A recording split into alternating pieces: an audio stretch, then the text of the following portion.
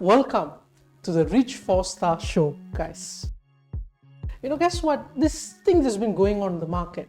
The US tariff has been paused for 90 days. And people are like, oh man, what does that mean? What's going to happen next? In today's show, the 𝗍𝘁 show, I should say, we have covered a number of exciting insights, I should say, more of a discussion here and there. Mainly, we have been talking about what is about to happen towards the end of the 90 days pause. And what are the businesses that we can actually look into? What are the businesses that will perform well, regardless of how the decision of the 90 days pause is like? And more so, the worrying news about, is there going to be a recession? Or is this what recession is all about? Or how do we approach it from our side? It's also a discussion that we have managed to have today. And one of the most popular news that's been going around, and a lot of personal tax exchanges within the coaches and the high-income investors also states that, guess what, cool, the US credit rating has dropped. Their national debt is increasing. Is there something wrong that's going to happen to the economy? Guess what? We got you. We have also managed to give a number of insights on how to approach here today. So guys, stay tuned to our talk show, the 𝗍𝘁 show, and I want to give you a little piece of secret actually.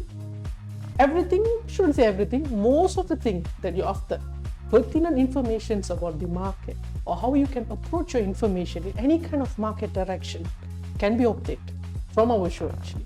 You want to subscribe to our 𝗍𝘁 channel. Thank you. See you guys later.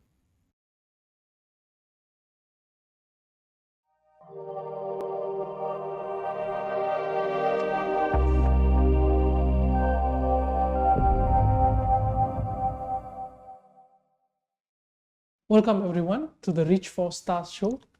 Today we would like to welcome our dear guest, Coach Raj, for the event here today. Welcome, Coach. Thank you very much.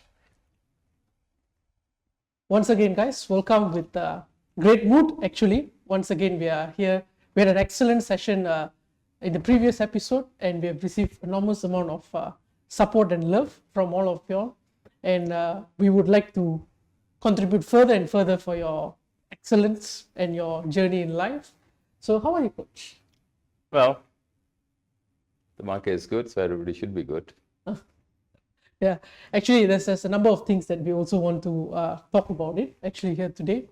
So far since the previous episode, Coach, how far the tariff has been progressing, and how has it been affecting the stock market? So am I here to speak about this? Shouldn't you all be telling me what's going on with the market? So the tariff has been put on hold at the moment. You probably all know about this, So as I pointed out that it would take 3 to 4 weeks to recover. I remember saying this on the last the 𝗍𝘁 talk show. And what we say actually did take place in within 3 weeks. Actually it recovered. And I think it's fully recovered at the moment. That's not because I told you so. That's just because that's the nature of the beast. Stock market is a place, I call it a zero-sum space or zero-sum exchange, that at some stage it will absorb all this positive news and the negative news, the news that actually creates money and the news that actually drains money, but it'll all make it together and it will sum it up and it'll absorb and spit it out and move on. It's a beast, You throw, it is like the sun, Whatever you throw to the sun will take it and melt it and absorb in it. Stock market is the same. It's hungry, it takes everything. You say that the US is the worst country in the world, you'll cry for a day, the next day, it's not like you, Gokul. It has got a proper temperament. So it has recovered and it will continue to recover. Right. In fact, Coach, I think it's about just within 2 days after our session, they announced the pause of the 90 days tariff, and we see the market recovering since then. That's definitely not because I say today. So. That's not because of the talk. It is just our talk was timely to bring that kind of thing. Okay, all right. That's actually nice.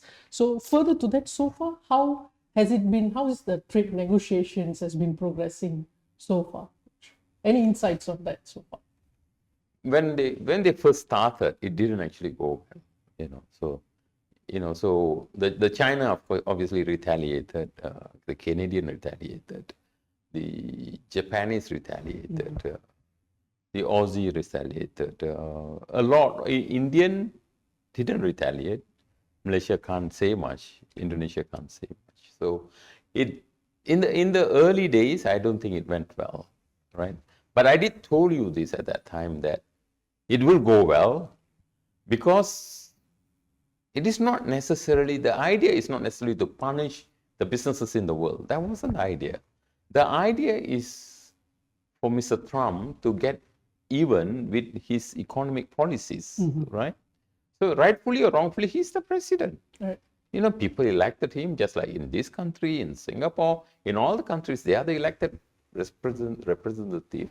And they have the rights to do what they're doing. And we can say yay or nay, yes or no, but it will go through what is going through, like what's happening everywhere, right? So it didn't go well. I think Indonesia was one of the first, besides China, Indonesia was one of the first country. And so that gave the world a very initial look of how, an insight, I should say, sorry, wrong word, of how the negotiation will go. And then I think Malaysia went, and then India went, and Vietnam, many countries went and spoke to them.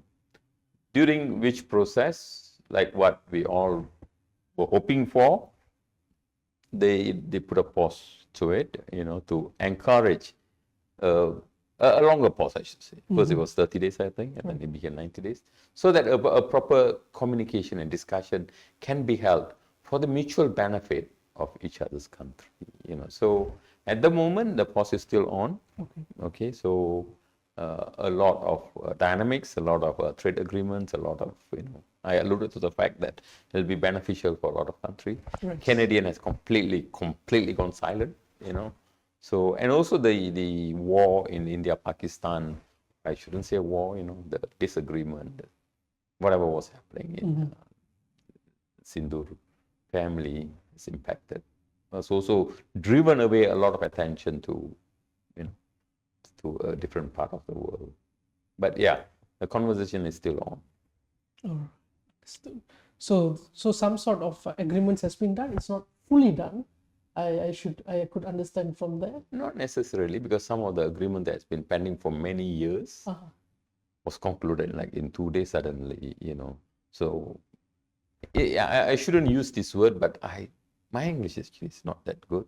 So for the lack of better word, those countries that were bullying the America, if not the right word, finally came to the table and say, you know what, that agreement that I didn't sign, I'll sign it now.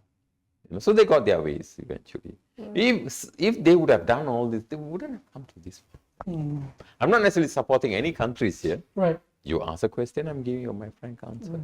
So finally, they're addressing the trade imbalance, actually. Yeah, in certain ways, the real way to do this is by trade agreements, deals, and all that, So like what Saudi did, So Saudi agreed to buy $1 trillion worth of allow America to invest close to $1 trillion in Saudi. In return, they were willing to give him the rights to the rare earth and minerals and a lot of things. So a very cohesive business environment. That is what it expected to come out of this. And I used to do the same thing. Don't get me wrong, Kogul. At times I tell large companies what to do. And I know the opponent, they won't listen to me. What do? I stun them. I said, you know what? My subject of the paper, you are losing $125 million next week. Immediately get the attention of the chairman. Then he asked me, what's going on? I only call you because I saw your email. Then I explained to him. So what do? Simple. Just sign this. I've got everything done. Then he'll be asking me, but you could have told that. If I were to told you that, Mr. President of the company, you won't even reading my email. That's why you'll say that. That's why I'm paying you the big money. Now I got your attention, didn't I? Yeah, not to this scale. Experimenting on a good economy is not the right thing to do. But yeah, so to a certain extent. But there's a lot of reasons why he did it, right? So one of that is this is the year that they have to pay, what do you call, their interest. The interest, They service the debt. Yeah, they also took money from Along, so they have to pay that. So they managed to reduce the interest payable. Payables. So in a certain way, they get what they want. That's a big thing. Huh? They need to pay 90 billion. I don't know how much they reduce it, but still, $90 billion is a lot of money. It's a lot of money. It's also a chapter you highlighted to us that could be one of the reasons why he's also issuing the reciprocal I would tariffs. like to make that another statement. That Right. at that time when we talk about that subject in this show, not many people in the world were talking about it. Right. A few weeks after that, then BBC and CNN and all this Fox and all this news started to talk about that. Of course, they didn't talk about it before because we talked about it. Right. That is one of the reasons why. But they didn't realize that there is this involved. They didn't look into it that far yet. Yeah. Awesome. So, I mean, amazing insights on that. So, over this period, I should say maybe the last 2 months actually, I've still been going around meeting people and discussing with them. And for the better fact, as we all witnessed the market recovering, a lot of people who raised questions to us in the previous session, Coach, a number of feedbacks, actually good ones. Those who were involved in the options that was worried, they have achieved a 40% return and 50% return and almost have exited their investments. Those who are worried with a full rate account, they have stated that they have fully recovered their capital and letting the profit to run at the moment. And just a very small set of people are still a bit cautious about the market, so they didn't participate in the market. They were just standing on the fence. So moving forward, we have a number of questions also we have collected, but this is for the way forward, for some part of the way forward actually. So one of the prominent questions that we have, Coach, is that what probably might happen to the market nearing the 90 days expiry of the pause? Before I really get to answer this question, Right. I think one of the things that we should look at is, I think it's only right that you look at what has happened in the last period. If you put up if you all have your chart in front of you, if you were to look at the chart, you will see the price actually went down. Yes. And then it went down to about 15% when it was announced. And then when he actually came and spoke about the tariff, when it actually went down to 14%, I actually entered a trade at when it was already about 9-8% already. Wow. So, and then when it went further, then I entered another trade. So this is one of the behavior that we want to inculcate. First of all, when you see red in your stock brokerage account, don't get fearful. If your company has passed BF, don't get fearful, So, but by that time, I already, I have my own thesis that I don't go against my thesis. So I had a 3 tranche, and nobody knows where's the bottom. I thought it's a lot earlier because it was after about a few days, it was consolidating at some area. I thought, okay, this is it. I didn't know that it's not going to come with another China hit. So it went down. So it started having gaps. That means it's big news coming in. So I didn't do much, but when it reaches a little bit to the bottom, just because before the 90 days pause announcements, I had another one. So I actually had 3 tranches. 3 tranches. So if you would have just did the same thing I did, just stock alone, you should have made 15% and above. Average you should have, minimum you would have made is 50%, right? But if you would have used our advanced methodologies, if you use Moneypenny methodology, you would have made more than 50% in that 1 month, 3 weeks time period. So again, when the market is going down and getting red, it's time to think, not time to panic. Don't be fearful of red color. I know a lot of people don't like it. So start to think like our friends that speaks Chinese. They love red color. So start thinking like that. So don't always like the green color. So I'm not saying you should not do anything. You should be cautious. And then when it goes up, then you leverage. So I definitely made more than 50% in the shortest period of 3 weeks. So, and I'm because I did this for this particular time, I didn't actually go for a long investment. I just want to make a short one. Okay. Because these are not some of the things that I want to hold. Right.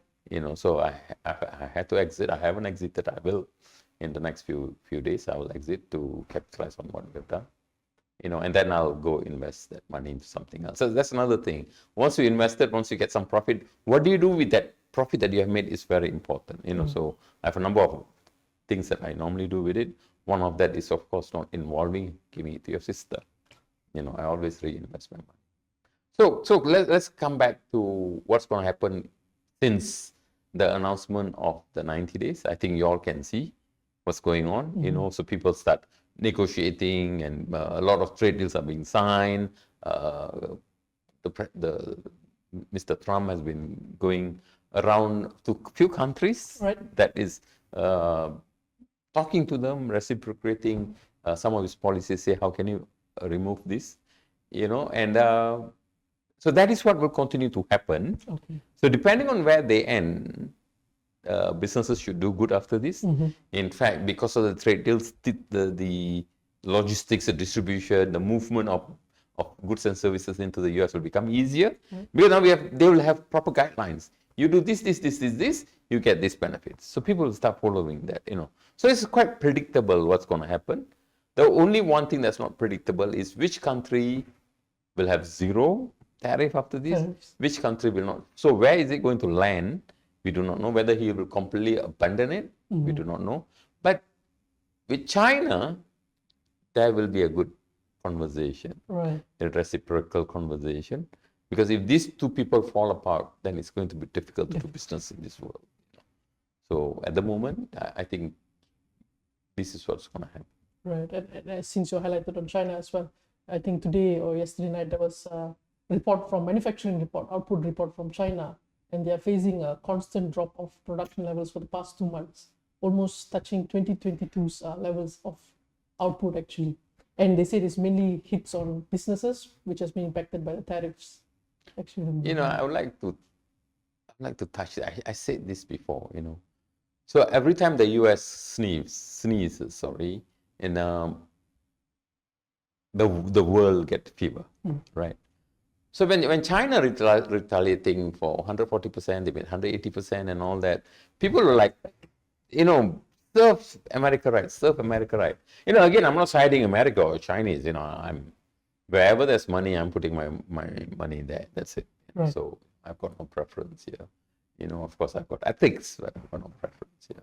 But the point I'm trying to make is a lot of social media work were done, a lot of propaganda were done that from now on, we are not going to sell to American companies, we are going to sell directly to American people, So we still get American to buy from us. It's just that I'm not going to sell to that company anymore. That way they are buying from me.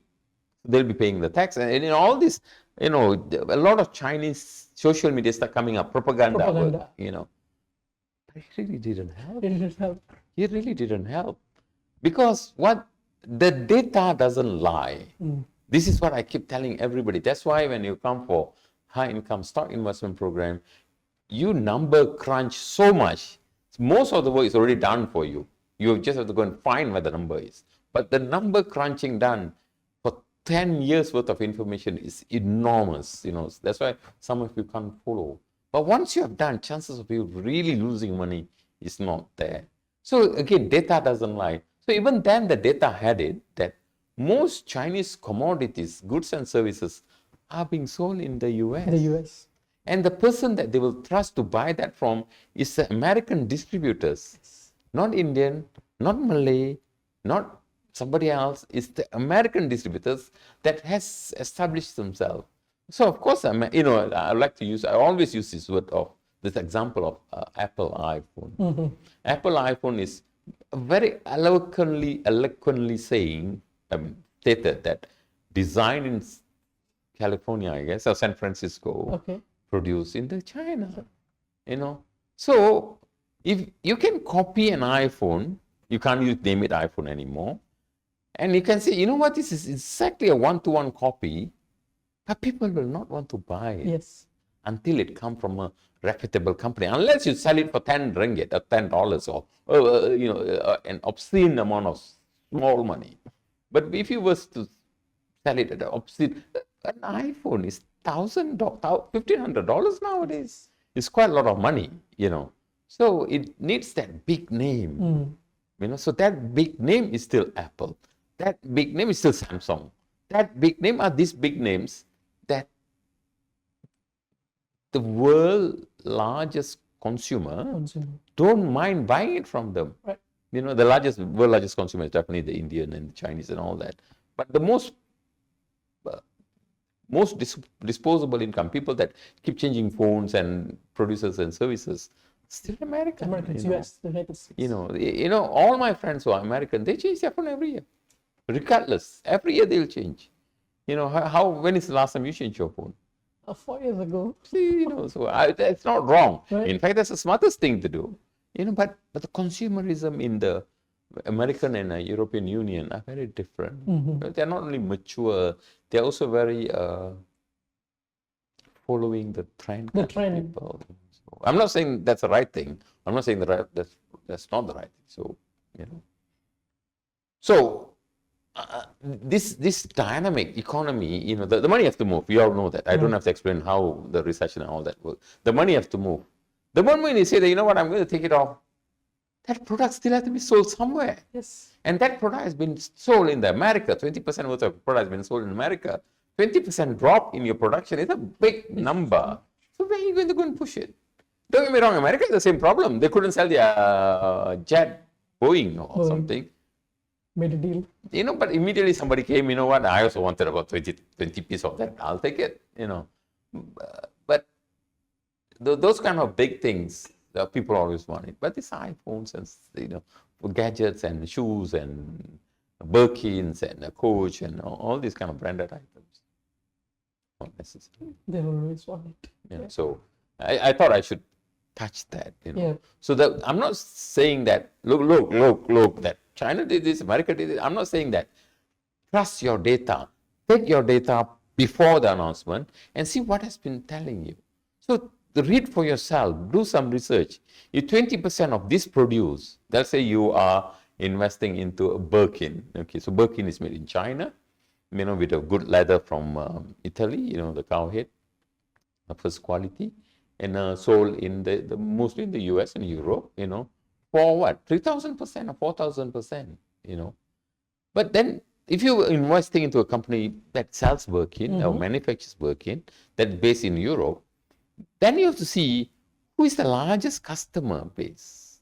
If the largest customer base that's of this Chinese-made product but belongs to whoever the company is, are Indian and Malays and the Chinese and everything, but not America, then you're fine. Yeah.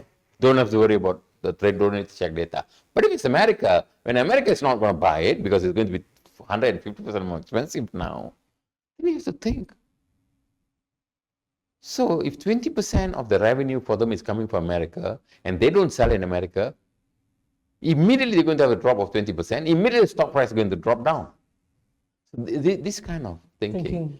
So don't listen to all these people that pick data every morning to say something in front of a camera like what we are doing now.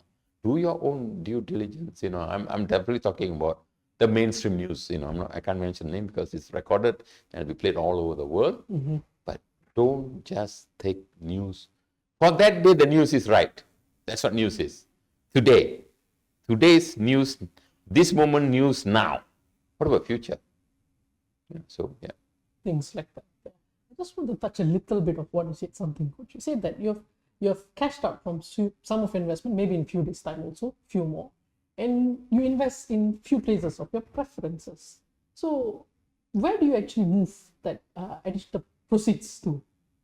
So what I do, I have a number of stocks that I personally have analyzed and also in discussion with some of my other very successful investors, that we believe that this kind of companies will continue to grow. One of that was Apple. Okay.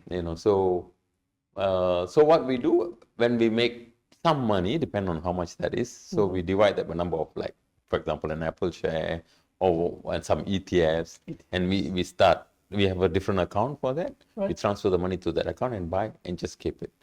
So that will be, this will be, imagine that you were to invest into S&P 500, SPY or SPX.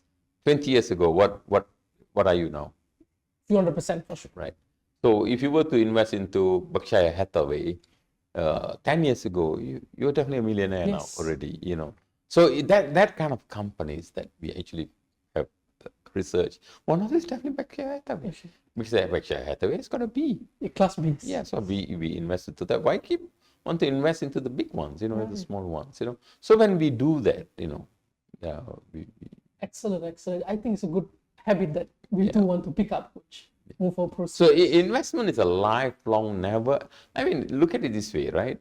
So our greatest investor that we always learn from, we continue to learn from his wisdom, even in his final parting announcement that he's going to go away and give it to somebody else. Even then, he gave a lot of advices. You know, there was one nice thing about him: he never shy of telling young investors what to do, or even veteran investors what to do, and people listened to him. You know, so in going out, he actually did teach people. So, and he's sitting on $1 billion worth of money and assets and everything.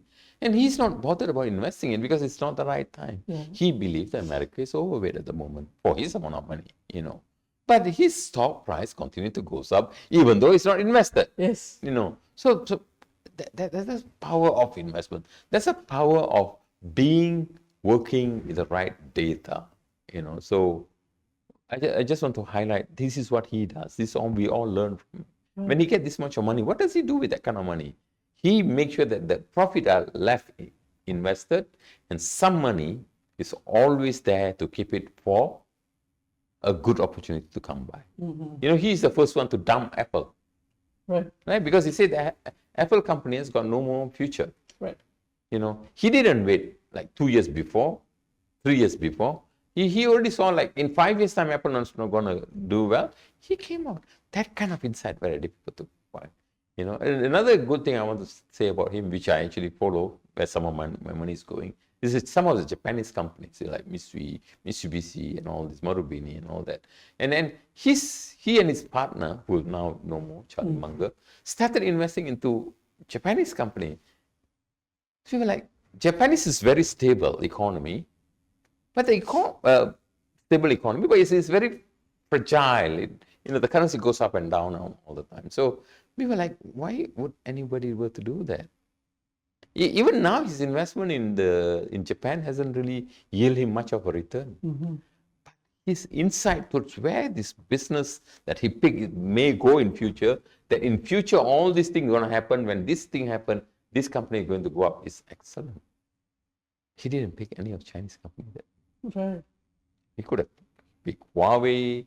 He could have picked all these companies. He didn't. So he only invests into stable businesses that's got a future, not the fluctuating ones, which is what I always say. You know, people keep coming back to me with, you know, coach, this is going up and down. I think we should go in. No. Get your data right, make sure it's stable. So another information I was giving, I always either it has to move slightly up or move sideways, but provide dividends. So we invest in that kind of company. Right, that's excellent. You know, so obviously being in front of 3,000, 4,000 people, viewers, we cannot be saying that this is the company you go for, and I will be behind bars tomorrow. And Kogut will love that.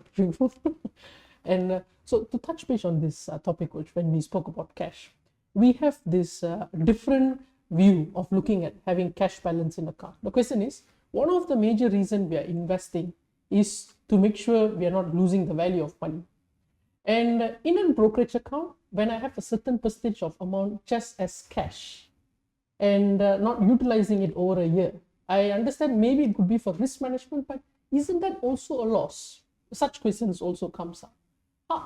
How do we view this or approach this? Okay, so if you have your money stationed in a brokerage account, the reason you keep it in brokerage account is for what? To invest. So invest it. What's your problem? But I don't understand the question. The question is, as part of investing, it is always best that, like in the case of Warren also, a portion that is allowed to invest based on the valuation of the market, they invest. And most of high income investors, they have about 10 to 20% always on cash. Yes. For down times, Right. and all. So the question is, why not we just use the entire 10 or 20% that we have? Well, if you have a small account, that's the only thing you can do. But if you have a large account, you always have to keep a portion of money as a reserve. When the time goes against you, you need to use that money to go for your dollar cost averaging, and then you can buy in trenches. Or even when it's going up, you can use that to do something else. And also when you want to, if some of your options investment were to go against you, you will need this money to help you to repair it. There are ways to repair losing options.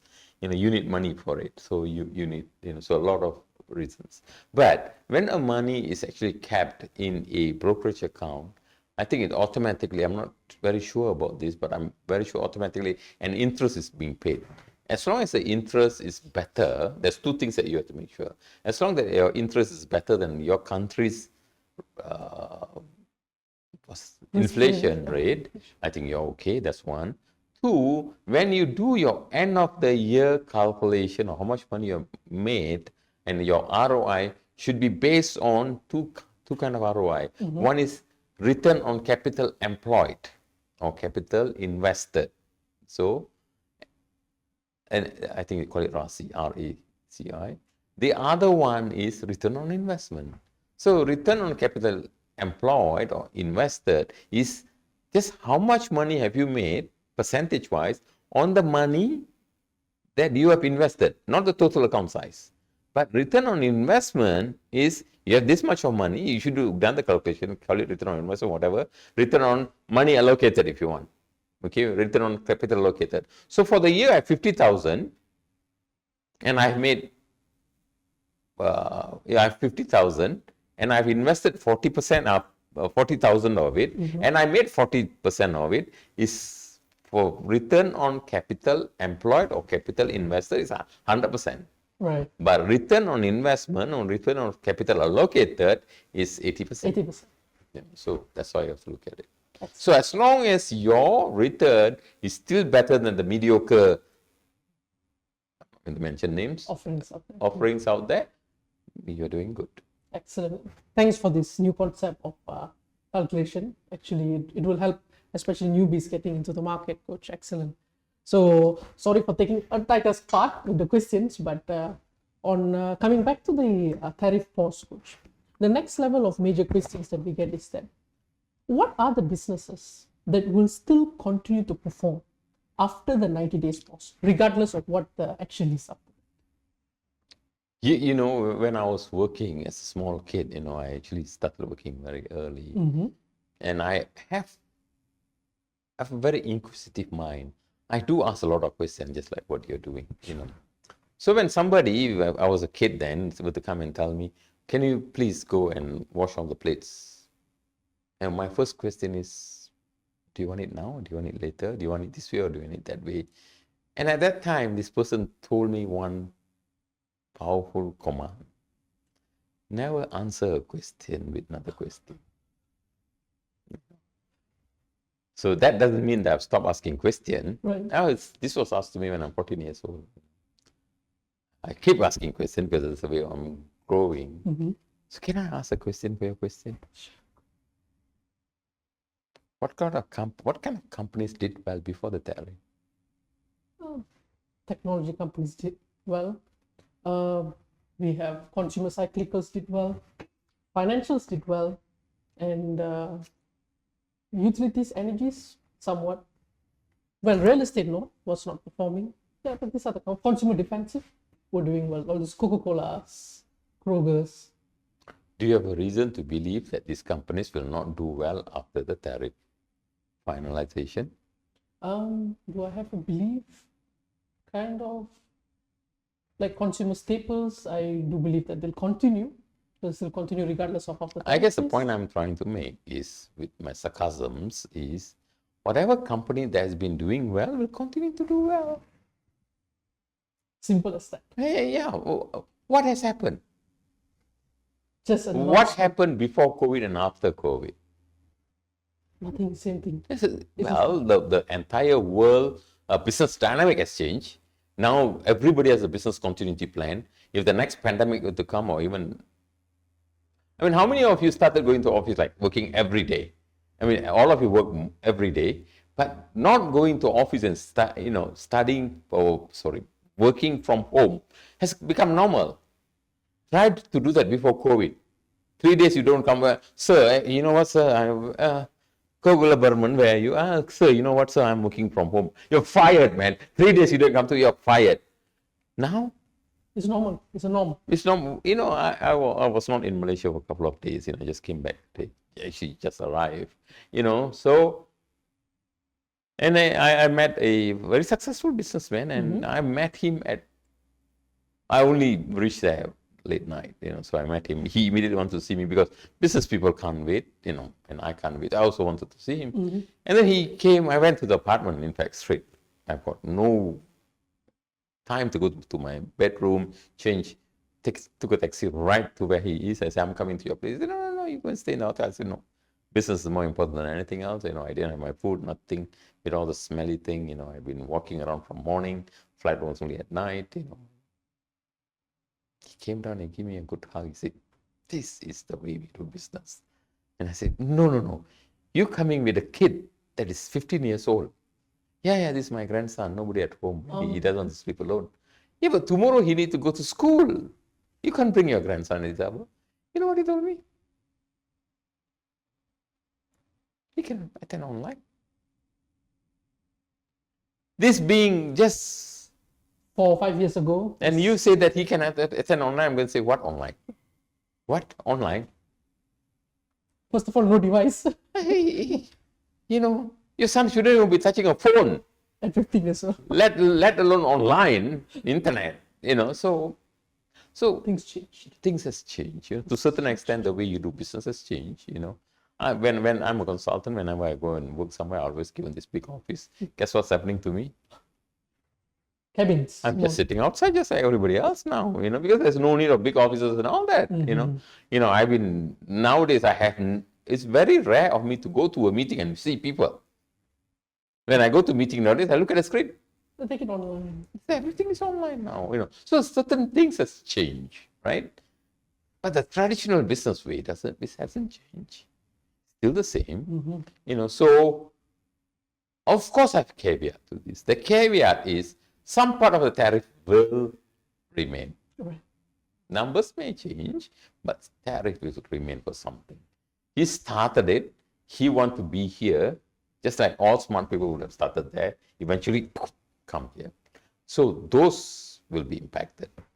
Those we will only know after this negotiations that's happening at the moment, depending on how it went, then we'll know. So at that time, it'll be easier. But we can already see trends like all the chip manufacturers are getting back, all the service companies are coming back in. Obviously, all the phone companies' sales are still not that good yet. So these are things that people can put on for later.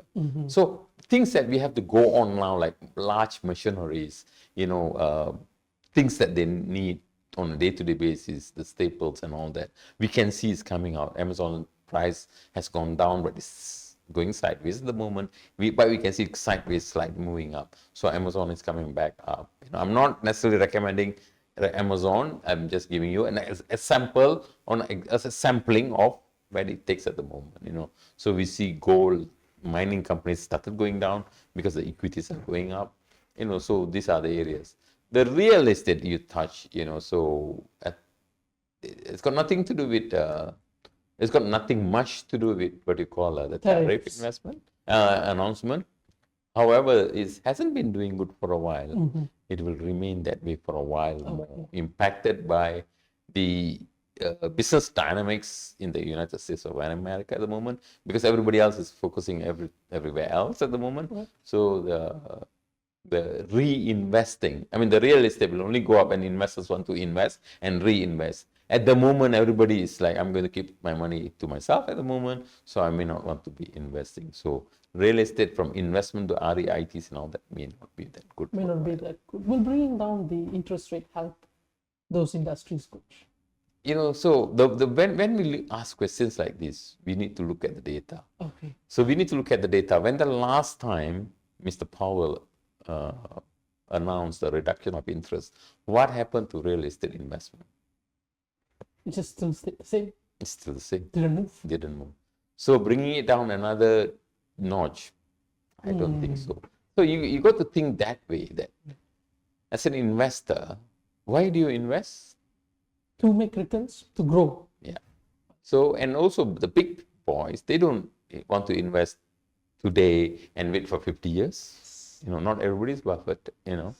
So they want to invest into an instrument that is going to give them the best value for their bucks, you know. And if real estate is not going to be settling down any soon, they'll move to bonds or gold, mining companies, or stocks that is giving them better returns. So in that way, investors still are not encouraged themselves, has not encouraged themselves to come and invest into real estate in the US yet. So it is not the real, even if you bring the interest, if the stock price is, the property price is not going to go up, it's still, why should I come up with my money? Yes. So you have to think from that perspective. Just because the interest rate has gone down, that doesn't mean REIT or real estate or the properties will go up. But it might help businesses. I'm not saying this is not going to happen, like Coca-Cola. Let's say Coca-Cola wants to have another 500 factories somewhere. So this is the time to borrow money because the interest has gone down. You know, so yeah. That's about interesting. You know, you got to see factually, not emotionally. You know, it's your hard-earned money. Yes, definitely. We also have, but maybe it's a general statement or question to ask actually. So these sets of people, they feel that the market is giving them a surprise on a daily basis. It's quite unpredictable, one day up, one day down, according to them. And what they're asking us is that, is there any expert opinion in this case? I can only refer to you, Coach. So that what are we supposed to look out for actually at this moment in the market? Jack of all trades, master of none. There's nobody in this world who can say there is an expert. Let me give you a caveat. All right. Okay. Now, I only have less hair. So that also means that I've been beaten enough. Not necessarily only by my wife, also by people around me and investing, right? So what do you want me to tell you? Well, as an investor who is, when I hear this, I see that they are... Are you married, fearful. Gogol? Not yet. Are you planning in the morning? Not yet. No. Is anybody even talking about you getting married to somebody? Maybe over the weekend, number of people. Good here. Yeah. Now, do you know anybody who's married yet? Yes, I do. Give me an example. One of my sister. One of your sisters, she's married. Yeah, she's married. Does she have surprises in her life every day? She has, and she gives me a surprise every day too. Your parents, are they married? Yes. Is your mom still saying, I can't believe your dad did that? She still says so. Doesn't your father say, your mom did that? Yeah. Isn't that not a surprise to them? It is a surprise. So isn't life full of surprises? Actually, yeah. When the market was doing good, were you not surprised at few things? Yes. I'll give you an example. The business is doing well, like Amazon, right? This is everything going well. There's no drop in revenue. Revenue maintains. EPS going up. But some fellow somewhere with his infinite wisdom said that, you know what, EPS should be 8.23 cent this, and it will come 8.23.9 cent. Just 0.1 cent difference. What happened to the Amazon share price? On that day, it'll drop. It'll be a drop. But should it? Revenue is good. They missed by 0.1 cent. Dividend is good. Everybody is happy. Everybody from buying from the world best network effect company buy network effect. not the world best company, world best by network effect Network company, effect. an exemplary should be. And it's going down. Now, I'm saying this because a lot of you are holding that and you're thinking, what's going on? Because the analysts, right? So, isn't that not a surprise to you? If I did everything right, people call me and say, sir, I did everything right. It's 89, my BAF number, and this is this. Why is it going down? Why is it going down? Is it not a surprise? It is a surprise. It is a surprise, It is a surprise. So, welcome to my world, welcome to the magical world of investment, the magical world of the great mood. It's full of surprises and marvelous things, So, one of the question rather is, how do I manage this? I think that's where you're getting at. There is one of the simplest way to manage this. I'm not asking your father to divorce your mom. Sure. She should have done many years ago. It's too late. Missed the boat. Yes. At least your sister wouldn't have been born. You could have saved the world, right? Oh man. We're not talking about that. Okay. Whenever I'm in doubt, I got to ask people's help. And when people refuse to help me, I ask the world's smartest person. That's my wife. So that's the only answer I have. But I can relate to you what she taught me. Is that okay? Yeah. What she told me is very simple. You idiot husband with no hair, trust your BA. Just trust your BA. You will never go wrong. The answer to your question is FOMO. Okay. No fear of missing out. So the person, in this case, sure. who is always feeling surprised, that's because the fear is there. Yes. Either fear of missing out a profit or fear of missing out a loss. Either one is always there. Two, this person are always spectators. You know what spectators? Have you gone for F1 before? Not, but watched OG. You should go for a real F1. It's a silly thing that Petronas do not have their F1 anymore. You should go. Okay. Because all you will see is sound. It's too fast. And enormous amount of sound. Right. That's all you'll see. Same. And you are a spectator. Just watch. So if you were to do that, you got to fix your head like this, get your wife to hold it hard or your girlfriend, just, okay, shut up and just watch this. So then your eyeball moving. So those who are doing that in stock market, when they go, the price going up and down, get out of stock market. Not place for you. Just like you shouldn't go to F1s, unless you go to grandstand, then you use that, and of course I had the privilege of sitting with the king once to watch this. It's a very expensive ticket, sponsored by one of the largest companies in Malaysia, by the way, for the well done job. But so coming back, no fear of missing out. That's behavior number one. No emotions. The third one is trust your BAF. Do your BAF invest? What is the fourth one you think? What is the fourth behavior you should have? Love towards investment. Invest. Don't always be in the spectator. On the fence. Don't be on your paper money and say that. Because the moment you are investing, in the first 90 days, all this spectator behavior will go away already. If you are actively investing. All this fear would have become, when it is like when you first, what's the right thing to do? Yeah, when you first lose your boyfriend. I should say girlfriend, it's easier that way. At least girls won't beat me up after this talk. When you first lose your boyfriend, when you say, what, I'm dumping you. Nowadays, they don't do that anymore, apparently. Just send a WhatsApp. Oh. Bye, dear. Darling, let's keep in touch. I still love you. Bye. Don't call me.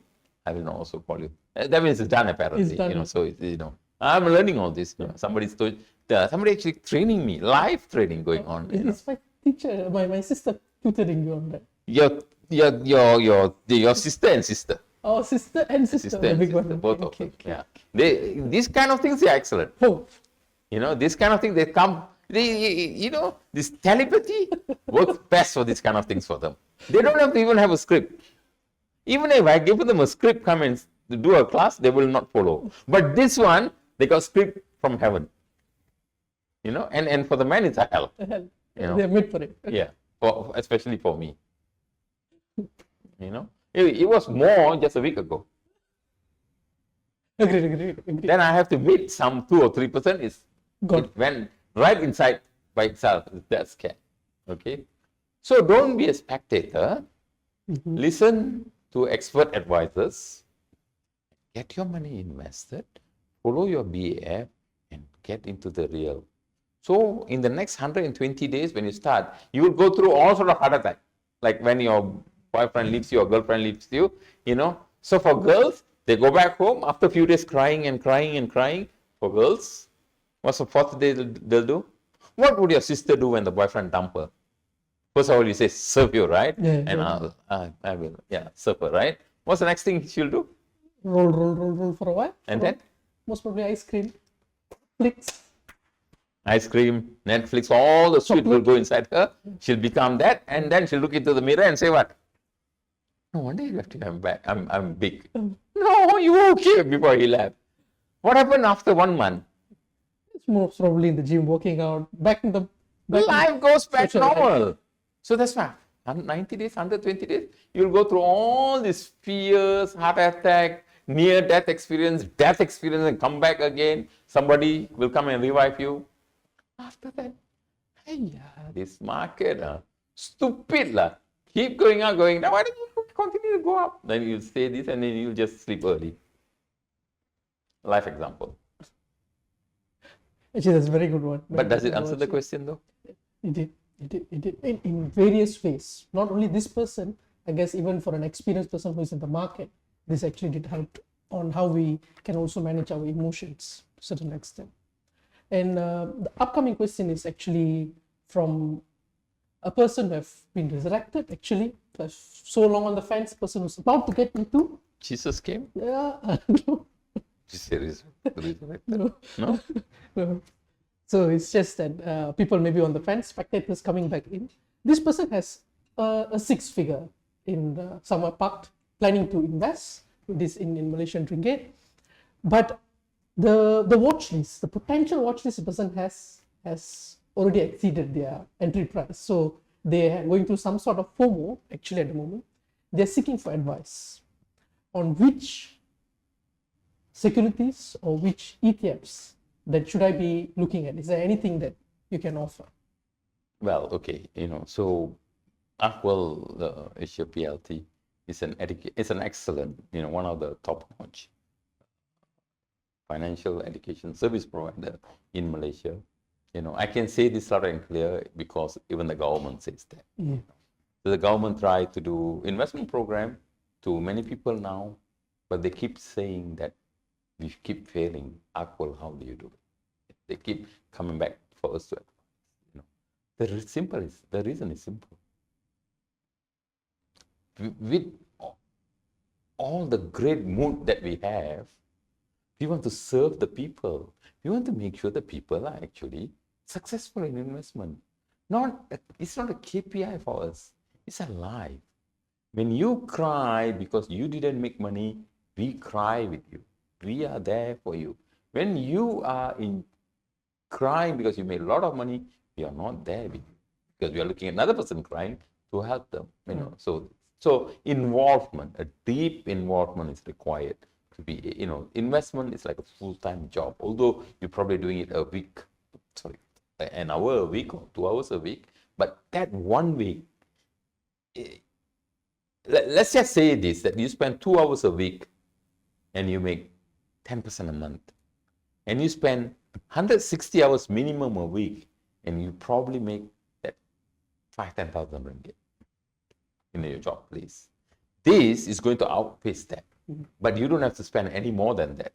But in your career, you have to spend a lot more than that. The value that you get from your family perspective, from your health perspective, from every perspective is worth it. This is life experience. So coming back, because ArkWorld is such a great company, and Securities Commission will be watching this. I cannot be giving any personal advice to this person. I can give you generic ones. If you want personal, get Kogu's number or my number, call us, or respond to this posting, and we will get your details and call you in return. But if you have, let's say the smallest six figure can be 100,000, right? So for $100,000, you should have at least 100 companies in your list. No. 80 companies? 50? If you have 20, it's a lot. It's a lot. 20 good companies. But in your bucket list, you should have 100. Okay, that's where you're missing out actually. By the questions being asked, that's where you're missing out. So you should have 100 companies, 20 is actively invested. Out of that, you should at least have 30% in ETF. At least you should have another 40% or 30% into stocks, another 30% or 40% into options. And options also has to be either the money penny or the money penny power. So that's the thing, But for, let's say 100,000, you need a portfolio management. More than stock management, you need to have portfolio management. So we need to carve out a portfolio, So I've done this portfolio carving out in talks like this before. Maybe we can do it again one of these days, So we'll record it and send it out. So that's important. But the real question you're trying to ask is, I don't have a company to invest into because everything has been fully valued at the moment. That means you are not active in the stock market. There's always opportunity in the stock market. There's always an opportunity. Even now, I can sit down. If I need to spend 20 minutes with you, I can sniff out or shivel out and, or sniff out a number of stocks from names that I never heard before from the 9,000, 7,000 stocks that they have in the United States of America. So you need to work a little bit harder. There's always an undervalued company out there. The company doesn't remain fully valued all the time. After some time it will come down, or the dynamics of the business has changed. That the entry price or the sensible pricing, the real value of the stock has changed. So that's what you have to do, to find such companies and have a portfolio that's divided into dividend and stock-based companies, divided into ETFs, stock options, and stocks. And then what tactics and technology you have to use or methodology you have to use, that has to be a personal discussion. Okay, call us and we'll talk to you, or post in this post below. We'll get back to you. Right, excellent. So I would also agree with it. Just get in touch with us, guys, and we'll see what we can do from there. And moving on is maybe a long-winded question or experience sharing from a person. It's actually from a very university-going student. Actually, is bringing up this question to us. Is that it's only fair that I read her statement as it is. So she says that during my panic moments, which is quite often, okay, our success assurance team really helped me, and my portfolio is small. So I can only afford one long-term call option, money penny, which is practicing money penny over 600 days at a time. Quite good. This makes me worry whenever there's a bad news about the company that I've invested into. Last month, I invested into an ETF called as UPRO and made a profit, exited quite well. The talk show helped me understand, thanks coach, to better in investment. And she or he also created her own or his checklist to manage emotions, but still figuring out how to make the person, he or she, to better themselves. Currently, this person is working on few things. One of it is observing how earnings. So since the person started in life, it is the first time exposed to earnings season, and this person can see that it actually influences the stock movement. So she would like to understand what is the thing that I should look out for in an earnings season or earnings report, mainly. First level question. Okay, first of all, no FOMO. I want to repeat this, from the way you were passionately talking about her is a her, right? So emotions out of the game, you know. And, only invest at the right times, not the times that you were down, you know. Other than that, I really cannot advise anything more, you know, because stock price by birth of stock is meant to go up and down. You know, it's like your heartbeat, it goes up and down, you know. So we cannot hold it and say, you know what, you stay. I'm boss. My money, you stay. It will not listen to you. You know, it will go in a character that she or he has been developing over years, you know. So I guess one of the things to do is always trust your BF. Always trust your BF. If you don't trust your BF, then go back to rule number 1, which is what? Trust your BF. Yeah. No changes. So because the BF has been there before even you know the meaning of a word stock. So that doesn't go away. 2, when the stock price goes down, just say my heartbeat is down today. That doesn't mean I'm down. If the stock price goes up, say the same thing. That my heartbeat is up today. That doesn't mean I'm up. I'm always the same temperamental or balanced person, you know. So stock price goes up and down, you know. So the way I learn how to manage this, actually I did not. The way I learn how to help others to manage this, because for me, one of the things, when the stock price goes down, I really don't get panicked.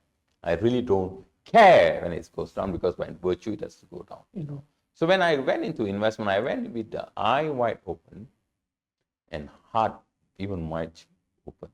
I say that this is the money that I can afford to lose. If I were to lose this amount of money, I'm still okay in my life. It's not going to impact me. You know what? My wife doesn't have to know that, because for her it'll be big, because she could have bought one of the Birkins of 500 of those, you know. But I took an amount of money, put it there, and I say, you know what? If this goes away, in no way my life is going to change at all. My wife will be the same, my children will be the same, my mortgages are paid, people who I'm helping will continue to get their help. Nothing will ever go wrong. Even my future, because it's my savings, would have been, even my future wouldn't impact it.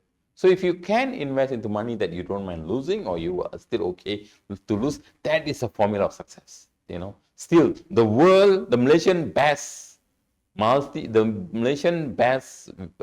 commission earner are insurance people. That too, women. That too, married women. You know why? I'm not saying that married women are bad. I'm not necessarily saying that.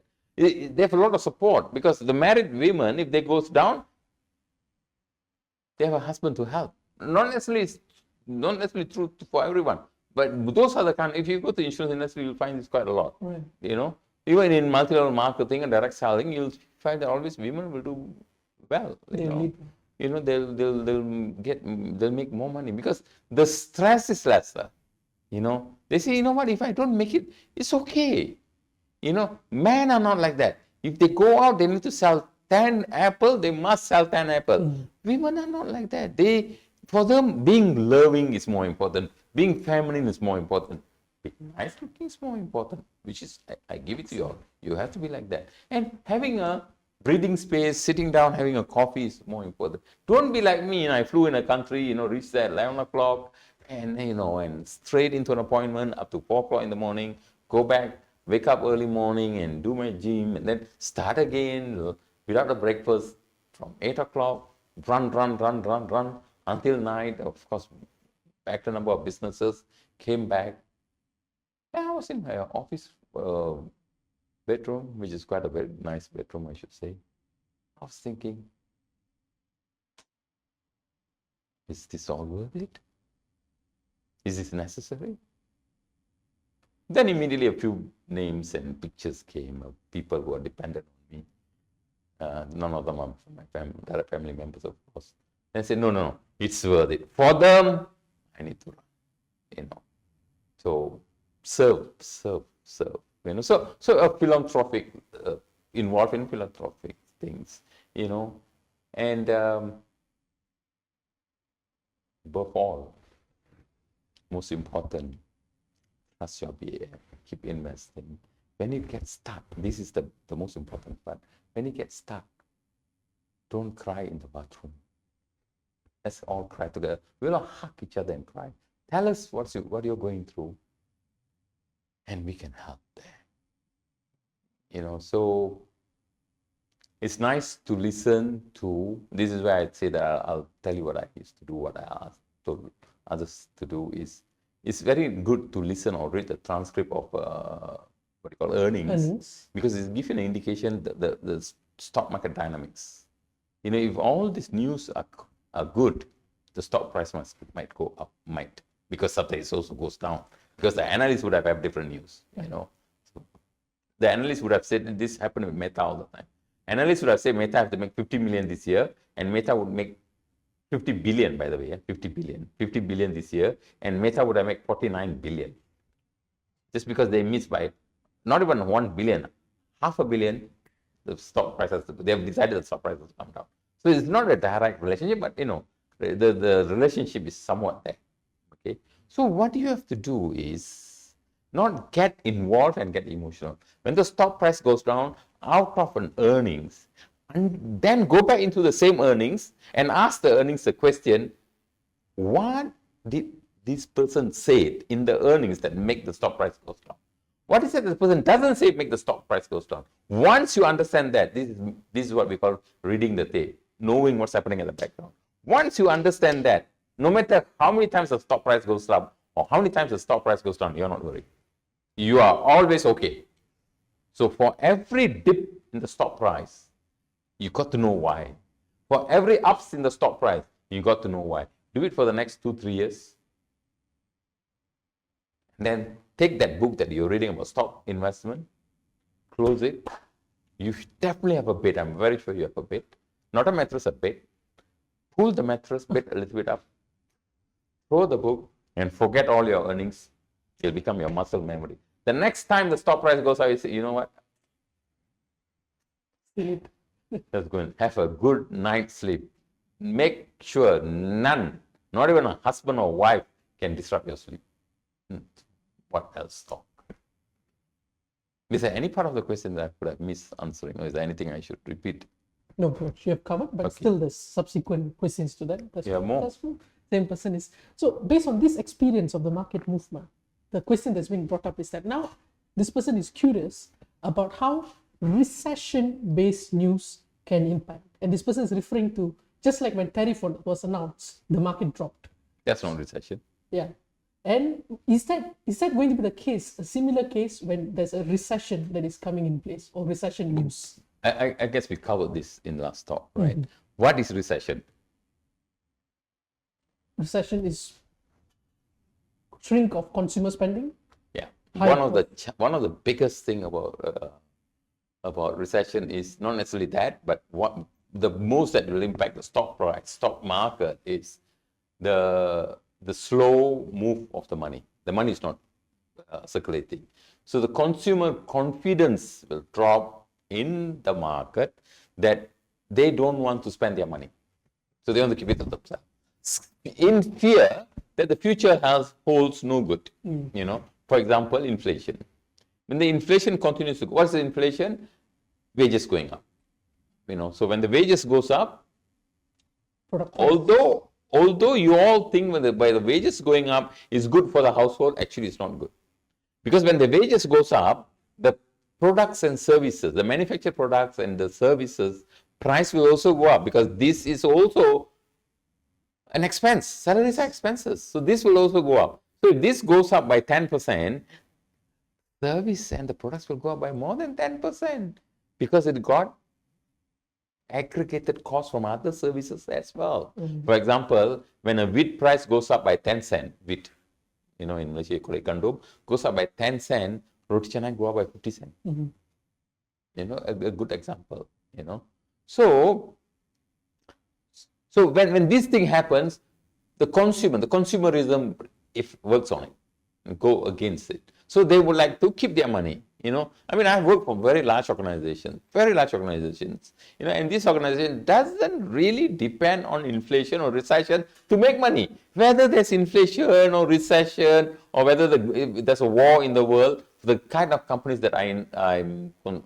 working or consulting with or freelancing with will always make money. In fact, during war, they'll make even more money. You know what they'll do during that time? Okay, they'll start going through all their spendings. Newspaper, cut the newspaper. $1, my God, we're spending $1 for newspaper every day. That's 10 of them, that's 10 ringgit.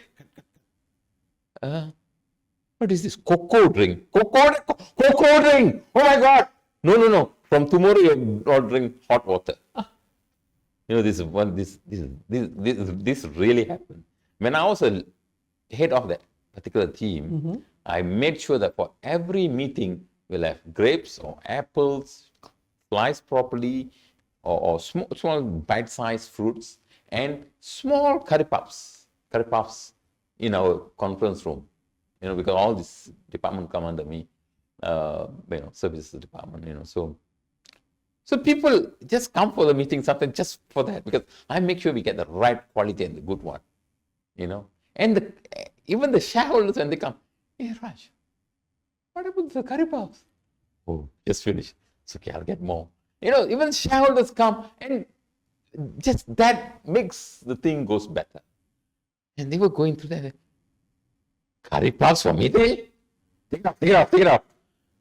You know, so even large companies that really, it doesn't hurt them, but they use this moment to cut costs. You know, so same goes to you and I, right? So during the recession, when prices keep going up, we do not know how long the recession will last. So the fear kicks in. What happened if the fried rice stays 50 ringgit forever? Just throwing a stupid number, right? So I may not be able to afford everything. So I'm not going to eat fried rice, and I'm going to keep my money. So that's actually counter hits the economy. The money is not moving. The money has to move. You know, the money has to move. Otherwise it's recession. So recession kicks in. Okay. So recession kicks in for a while until measures are taken to improve the spending in the country. Once that happens, the consumer gain confidence. Yeah, things are better now. You know what? I should go and take another loan to buy a new house. You know, I should buy a handphone. I should start buying Starbucks and all that. You know, to make Starbucks richer, not you anyway. You know, so all that, when that happens, market come back better. The longest recession that I've experienced is the what do you call it? The Asian financial crisis? Before that there was another one in late 80s. You know, that's actually worse than Asian financial crisis. Asian financial crisis affected the economy more, not the people. But the one before that, in late 80s, it affected the people quite a bit. You know, at that time I'm still a kid. You know, me sai pun tak ada lagi. You know, so at that time it really didn't hurt me because I was just starting to work. You know, at the end of recession I came in and I got myself a job immediately when I came. You know, so but I could see the impact that has lasted in many of the people around me. They're saying, "Thank God I got this job, and it was not so good to pay." So I think management of your emotions are very important.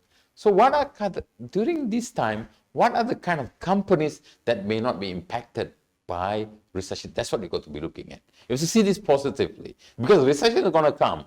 Recession is going to go. You're going to cry, you're going to get new boyfriend. You're going to cry, you're going to get new husband. Sorry, there's somebody else. You're going to get new boyfriends. But you cannot change your husband. You cannot change your wife. So some of the things you can't just change, but you can manage it. So what are the kind of companies that you should be looking at? Look at all the staple companies. You know, what are the things that you must buy no matter what happens every month? Even if you don't have money, you have to buy this. Your shampoos, your soaps, your toiletries. You know, for women, you know what those are. And then your food stuff. So always have a percentage of this. If you're that fearful type of person, or you're unsure, always have a good chunk of this, 20-30% in your stock investment. Maybe in time I'll teach you hedging, using stock as a hedge, or using companies, countries' economy as a hedge. This is another, not many people can do this. Not many people even understand that, you know what, you can hedge US market with an emerging market, you know, because when US goes down, the money has to go where? Move. Emerging. So emerge will go up. So it balances. Not many investors actually know this, like not very many, you know. So so you need to love investment. You know, when I used to conduct the class, at the end of the class, I used to ask this question that, you know, what is that one thing that will make you more successful? Is it the knowledge? Is it the money? What is that? It is the love. You just have to fall in love with investment. It has to become naluri. It has to be part of you. You know, when you're sleeping, when I give you a tight slap and wake you up and I ask you, is EPS better or is it what do you call, cash flow better? You should have an answer that is so pragmatic that it helps you as an investor. You know, so I would say that strengthening yourself is more important. So when the stock price goes up because of recession or because of this and that, understand what that is, what does the impact of recession in one life and economy. Is it going to last? What are the measures or economic KPIs the government is introducing out there, and continuously looking at that and be an early bird that catches the worm when it comes back up. Do not get fearful. Do not close your brokerage account, exit your brokerage account and don't wait until 7 years. The longest recession that I've seen in Malaysia is I think 7 years, that's the 80s. After that, the recession has been short because the government has measures to counterbalance it nowadays, including printing money, like what the US is planning to do for the next recession. So yeah, getting to know a little bit of economy, it will help. Right. Otherwise, keep calling us. So I believe that stimulus packages are also part of such measures, Coach? I just told you that they're printing money. Printing money. So boosting the economy. They don't call it printing money, they call it quantitative. QE. QEs. Quantitative easing. Quantitative, not enough quantity, so we ease it, print more. When Malaysia did it during Asian financial crisis, the person who was architect of this were called senile, madman, onto a bodoh, and all that, you know. Eventually, we hold the trophy of Asian financial management crisis as one of the best. That method was adopted by the large institutions and companies even now, and still using it. But the way has changed now. Now, you know, there's many ways of managing a basket of economic indicators or consumerism that affects the market's index of consumerism. Yeah. Excellent. So also for the viewers, we have a few things to also share, guys. For, you know, it's an enormous amount of information that we're also getting out of this session. For more related contents on stock investment, so if you have further questions, I think we started seeing more questions coming in from our previous shows and all. Feel free to subscribe, like, and follow our 𝗏4Star YouTube channel. Not only on YouTube, we also have an Instagram, Facebook, and TikTok page and profile accounts. So feel free to like and follow. If you have questions, just post it there, and we'll always stay in touch or have a discussion in such forums or things like that. Thank you for that. And moving on, Coach. Moving on is I would like to prep you for this question, Coach. First, is a question on, of course, an investor who has invested into a company by the name of 𝗍This, a footwear company. And 𝗍This has gone down because of the takeover or the reinvestment Of the acquisition, yes. And it's gone by 80%, I guess. Yes. 90% or 100%. Their call option, their long call option has gone down.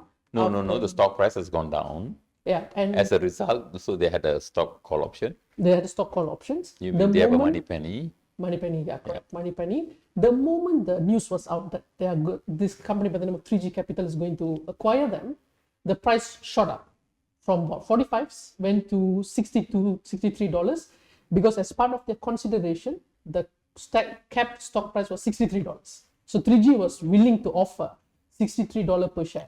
So the stock price came up. But when a stock price came up, a person who had a long call option, the options pricing or premiums dropped nearly 80 or 90% down, IVs came down to nearly 0%. Volume of option trades almost became zero. So this was a challenge, and the person wants to know what can that person do now with that long call option. First of all, when the stock price goes up, why does the option price goes down? So I guess because of the IV volatility. Because the stock becomes too volatile. So the stock is not a what do you call a stable stock anymore. So it becomes volatile. So the option is the earliest indicator that there's not much of a value in this company at that price anymore. So that's what has happened. Okay, so before we get there, what's the thesis of this sketches? Do you know what's the thesis? Why do this person actually invest into sketches? The person invested into sketches because it was at their entry level fair value price as it was going down, and hit the person support. This person also used entries and also support and resistance. So it was at support. I believe, I'm not very sure, I believe that sketches were either going down or sideways for a number of years. Yes, it was going sideways. Right. Okay, so normally we do not invest into a company that's moving sideways. Moving sideways. And going down, especially for the new ones, you know. For people like me, I really don't care, you know, but sketches I would not have touched. But okay, that's beside the point. So in future, always make sure that the company is either going up, I call it uptrending strongly, or at least to a certain percentage. If you have seen that it's continuously go down, or goes down, then stays for a while, goes down, stays for a while, goes down, stays for a while, go up, like Alibaba, I would rather go to something. So I do not really think sketches has much of a good fundamental like last time anymore. You know, a lot of people not investing into it. There's not really much of an investor into it now, you know. So I'm not sure why, I didn't really look at it. I'm not sure why the takeover. So now, how do we come out of this? Okay, first of all, I guess as part of your education system, there is a system that says that once you're 50% down, you exit. Yes. Once you're 50% up, you exit. Yes. Okay, so if the person didn't stick to it, the next thing the person can do is, what is the interest of, which is the company who bought this? Sketches. The company bought this 3G Capital. Why did 3G Capital want to invest into sketches? What's their interest, and what's the plan to turn it around? Okay, that will give us a clear indication where is it going to go. Okay, has there been any announcement by the sketches or the acquiring company of the ongoing drop in their stock price or a high volatility as well? So far from Sketches end, there's not announcements, but Sketches is going through a lawsuit now by minority shareholders due to this acquisition announcement. Why would? Because they didn't announce. The majority owner, which is the family that owns it, 60%, have made sole decision to sell this, to take the offer of 3G Capital, and the minority shareholders are saying that this was not brought up to Sketches Forum. So the deal is not finalized according to the Securities Commission. Okay, right. This will take a long time to come out. You know, it is a lawsuit. It's going to take a long time to come out. My take would be exit. You know, but wait for a while and to see which way is going, because sometimes in America, you know, decisions are made fast as well. So since they have, what, 2 years to go? 2 years, 600 days.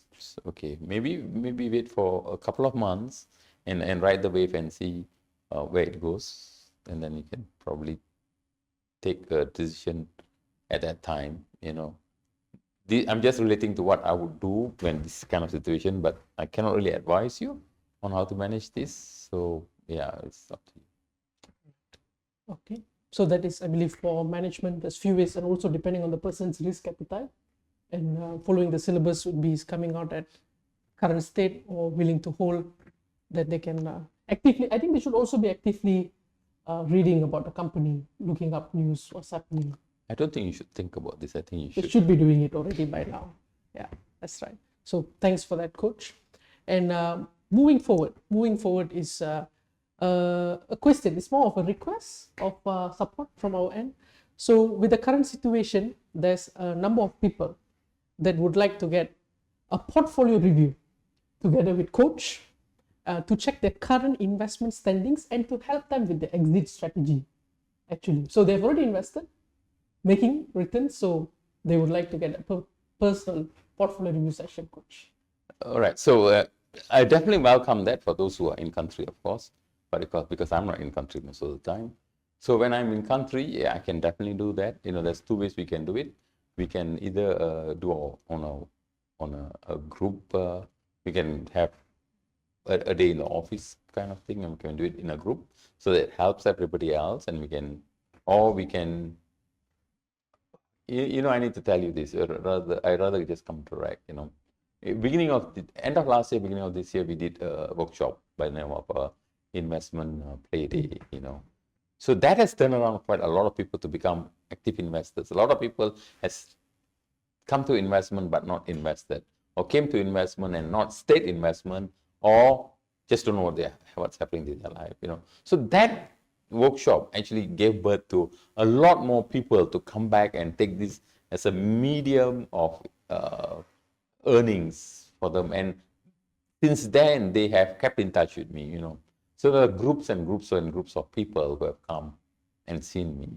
I would like to bring these three particular gentlemen, three young people who stays together, and they somehow track the where I am. And every time in Malaysia, they call them. So at the turn of the year, when they came to me, their account wasn't that good. You know, they had a very small account. Not only that, and they invested into things that I wouldn't have invested into. You know, a wrong choice of ETF. You know, then this is my way. I'll never tell them go and invest into this and go and invest into that. So I gave them an exercise, asked them to do this exercise and come back. And they did, and then from there so they learn a few things from that exercise. And then together with the kind of companies we already have in our portfolio that we already own, and we have done analysis. So we start doing the analysis, simplified analysis, and we come out with a few companies. And then I gave them, for a small account, how to manage a portfolio. You know, so fast forward at this juncture, these people have made more than 50% in a short period of 6 months at the moment. You know, some of their investment they started before I was involved, still losing money, but there's still opportunity for that. So this is the power. I mean, really, it is a timely call that this person is asking. I'm very happy to help this person. In fact, I'll be your servant if you like. But there are caveats to this kind of thing. When I ask you to do a work, please do. You know, don't come and say, you know what, you didn't tell me to do this. Oh, I can't remember that. Don't come and tell me, you know what, I need more time. You know, because, I mean, look at these three kids. You know, I'm quite impressed the way they move. You know, they don't only talk to me, they talk to the success assurance team. They get the best of all advisors and they worked on it. You know, and I can give you more people who came to me directly, who, you know, who kept going, you know. So I guess this is the reason why we are here. We are the only education provider, financial education provider in Malaysia, if not even in Southeast Asia, that continuously to give support after investment, after the class. I mean, if you go to and get yourself engineering, what did you study, Coco? Studied for ACCA. Graduated? Yes, graduated. Right. So whenever you have accounting issues, do you go back to your lecturer and say that, you know what, fix it for me? No. So where do you go back to? Myself or to the internet? So I guess, why should us be any different, right? Have they all paid their monies? Done, all collected. All collected. Yes. So it's not our problem. You came, you got a certificate, you have learned how to do invest, but that's not the way we took any of you. You know, we are an institution of education, but we are the only one in town that you actually have a phone number, not a phone number, a multiple phone number they can call and even scold us if you want. You know, even then we have to keep quiet. You know, we can always make a police report for harassment. You know, I should start with this guy, but anyway, that's beside the point. And the sister, of course, but can't do that as well, you know, because somebody will come and murder me. So for that reason, we have to let them go.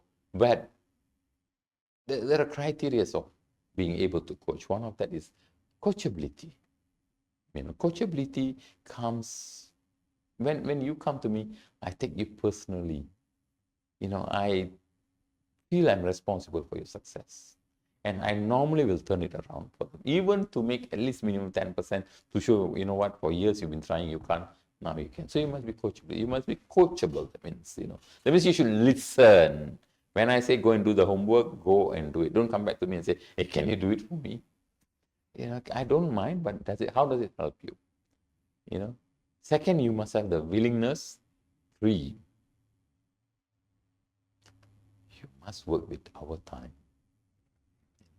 We don't mind coming to wherever you are. So some of the coaching sessions that I go to, although it's free, which I shouldn't be doing, is they'll say, I'll meet you at 4 o'clock. I say, fine. I normally don't argue with time. I'll come. That also means that I would have put something else away to come. 3:30, I'll get this call saying that, you know what, I need to go for the funeral, I need to go for this, I need to go for that. So everything else has become more important at that time. I normally will not say anything for that. And then I can see your interest in investment, that I know that you won't go far. But this has to be your number one, especially once you ask for help. So again, there's 2 ways we can do this. One is we call for a class and we can do a portfolio management class and also see your portfolio and see how we can help without divulging too much of your personal information. You can always manage your Data Privacy Act very carefully. You have known that very well. 2 is we can meet you on a group basis or one-on-one basis. But for that, we have to work. You have to respect my time, I have to respect your time. And that will become a little bit more direct approach. That means chances are 90%, if not 100%, you will be given some activities to do before you come or after you came, so that there'll be a follow-up. Is that okay? Excellent, Coach. Excellent. Together with this also, Coach, I seek permission to also offer some help for the following questions, because this was also related to support. So just like this person, there's also a number of our high-income investors who would like to practice their money penny buy put option. Person is so familiar with just doing long calls, and now they want to do a money penny buy put option, and still a certain set of people who still needs help or first-time guidance with their live platforms and accounts. For those, I believe that every single day we are out at least meeting 2 to 3 people to help them with their investments. So I suggest that feel free to always engage us, myself, Sandana Kumar. We will share our contact details as a ticker in the bottom of the talk show today. And just engage us as long as you're high-income investors. We are always there to serve all of you all. Cool. I would like to ask this question. How many training centers or institution of education out there actually goes out every day, even sometimes weekend, to meet, to help, to educate at least 2 to 3 people after they have finished their classes? To my knowledge, none, Coach. We do have tutorial classes, just like every colleges in the world, not in training and institution, but we do have that. So we call it the follow-ups, which is actually tutorial. And they come for that, and most of the time they won't even come for that, right? But then you find their house and where they live, go to them.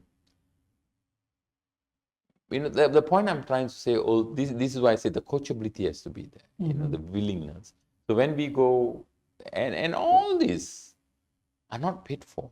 We're not asking to, we have to drive, park, have our food, pay for parking, wear and tear, everything. Sometimes we go to Johor Bahru, sometimes we go to Ipoh, Negeri Sembilan, Malacca. The one place we don't go is Penang for obvious reasons. But every other place we go, we help people. We don't want you to say thank you. We don't want you to take out money from your pocket and give it to us. But pass the energy around. Let more people become successful. And once we teach you once, practice, practice, practice. But Kobul, I have suggestions as well. Sure. There are a lot of run-by-the-mill kind of strategies that we already taught in the class. We have, how do you do this in platform? How do you do this in this brokerage? How do you do that in that brokerage? There are all these kind of to me, it's teething questions. It really doesn't help them to be successful in their investment. I would advise you have 2-3 minutes video clips. Okay. And keep it every time, or load it in our YouTube or Facebook or Instagram. Or I do not know what you young punks do nowadays. Got so many social media. I only know one of the girl who works for us. She's always in some social media. The moment we catch her in Facebook, she goes into TikTok. Then we catch her into TikTok, then she goes into TokTik. Then we catch her into TokTik, then she goes into Penangite. She's always escapes so that we cannot see her online anywhere. So that we can't do much. Okay. So I do not know how you Gen Z manages all this. Old man. I feel that like dying when managing all these social media accounts. So upload into these places, and whenever people ask, just send to them. All these mainstream questions. That question that you need to keep saying the same thing over and over and over again. So say that you watch these and create questions based on that. So when I call you, at least we go straight into where is your problem, and we'll just enable that. That means we're enabling your success. So that will be more value adding than you going out every day, sometimes skipping lunch, dinner, and breakfast to go and see people and help them. And 3 months down the line, you call them, say, hey, how are you doing? We haven't seen in 3 months. You know what? I do not know how to navigate the platform. In your mind, I know you'll be thinking, that's the exact time we met last time, navigating your platform. 3 months down the line, still navigating the platform? That means from that time to now, you haven't done anything. So maybe a little bit of help for them, show them where to go and find this kind of information. And when you go to them, it becomes, this is my problem, not navigating the problem, because navigating the problem is a universal problem. This is my problem. How can you enable or make this problem go away so that I'm successful? Those are kind of help that you really want to do. Otherwise you'll get frustrated after some time. Right. If we don't have a strong management, like this great mood company that you have, you would have burned out by now. It is because of the strong management, and there's a great mood company, part of that, you're always been fired under your toes with enough fires to go running. One day somebody is going to pour cold water to your feet, and all this is going to go away. This is some of my thoughts. Right. Obviously, you manage your friends and colleagues and participants and all that, so you think the way best for you to do it. So we will move but further to that, if you have questions for anything so far or whatever, type it out and ask that question. We'll sure to answer. And like Ko would say, subscribe to all his platforms, wherever he has his hair even accidentally shown, subscribe to that too. It'll be helpful. Definitely. And moving on to more pertinent questions as well, Coach. So one of the news that has been circulating in our closed group forums is also that, I'm not sure whether it's a week or 2 weeks ago, there's a talks about the US debt ceiling and drop of credit ratings on the US. So people are asking is that how this will impact the fear of US not being able to service their debt or pay off their debt. How will this news actually impact the stock market? Very simple. Take your hand, put on your sky, cut your head, run like headless chicken. It'll help solve the problem. Or have you watched this movie called, what chicken is that? Little Chicken? No. Chicken Little. Chicken Little. That's all. Run like a Chicken Little. Very simple. This question is being asked directly by people to me. Shall I say this? Shall I not? Shall I say this? Shall I not? This is a bank. One of the leading banks, so I cannot tell name. Yeah. Okay. One of the leading bank and with the lecturing me into investing into stock market. The reason wanting to sell their structured investment product to me, which is mimicking the stock market. And his idea was to move interest to the Japanese. A new products come out that is mimicking the Chinese stock, because the next economy is China, and they're going to do well. So let's take all your money out from the United States of America. They only see the kind of money that they have in the bank. They can't see my personal investment. And they have no clue. All the guys that used to learn from me, they all transferred. Maybe all retired by now with listening to my advisors. So this person doesn't know. So I was listening to him. And nowadays, this bank, they don't have these small screens anymore. Their computer screen is that 50-inch computer, not 50, 70-inch screen. They have two screens here and one large screen. So the customer, they're impressing the customer. So this guy was putting out S&P 500 and was analyzing and adding indicators, removing indicators, even the indicators is the wrong indicators. It was going on for 10 minutes. Then he said that, you know what? Stock market is going to go down. The US stock market is going to look at the S&P 500. I asked him why. The American rating agency has rated America as AAB plus or AAB negative, whatever that is. So their rating has dropped. Yeah, must be bad company, must be bad country. Then I asked him a question. So you invest into the US stock market? Yes, yes. So you know quite a lot here. Which was the day they announced this? I told him 4 days ago. Yeah, correct, 4 days. Open your investment, open your S&P 500. It's actually already open. Open your S&P 500 and show me what happened 5 days ago. So he was taking his mouse and navigating.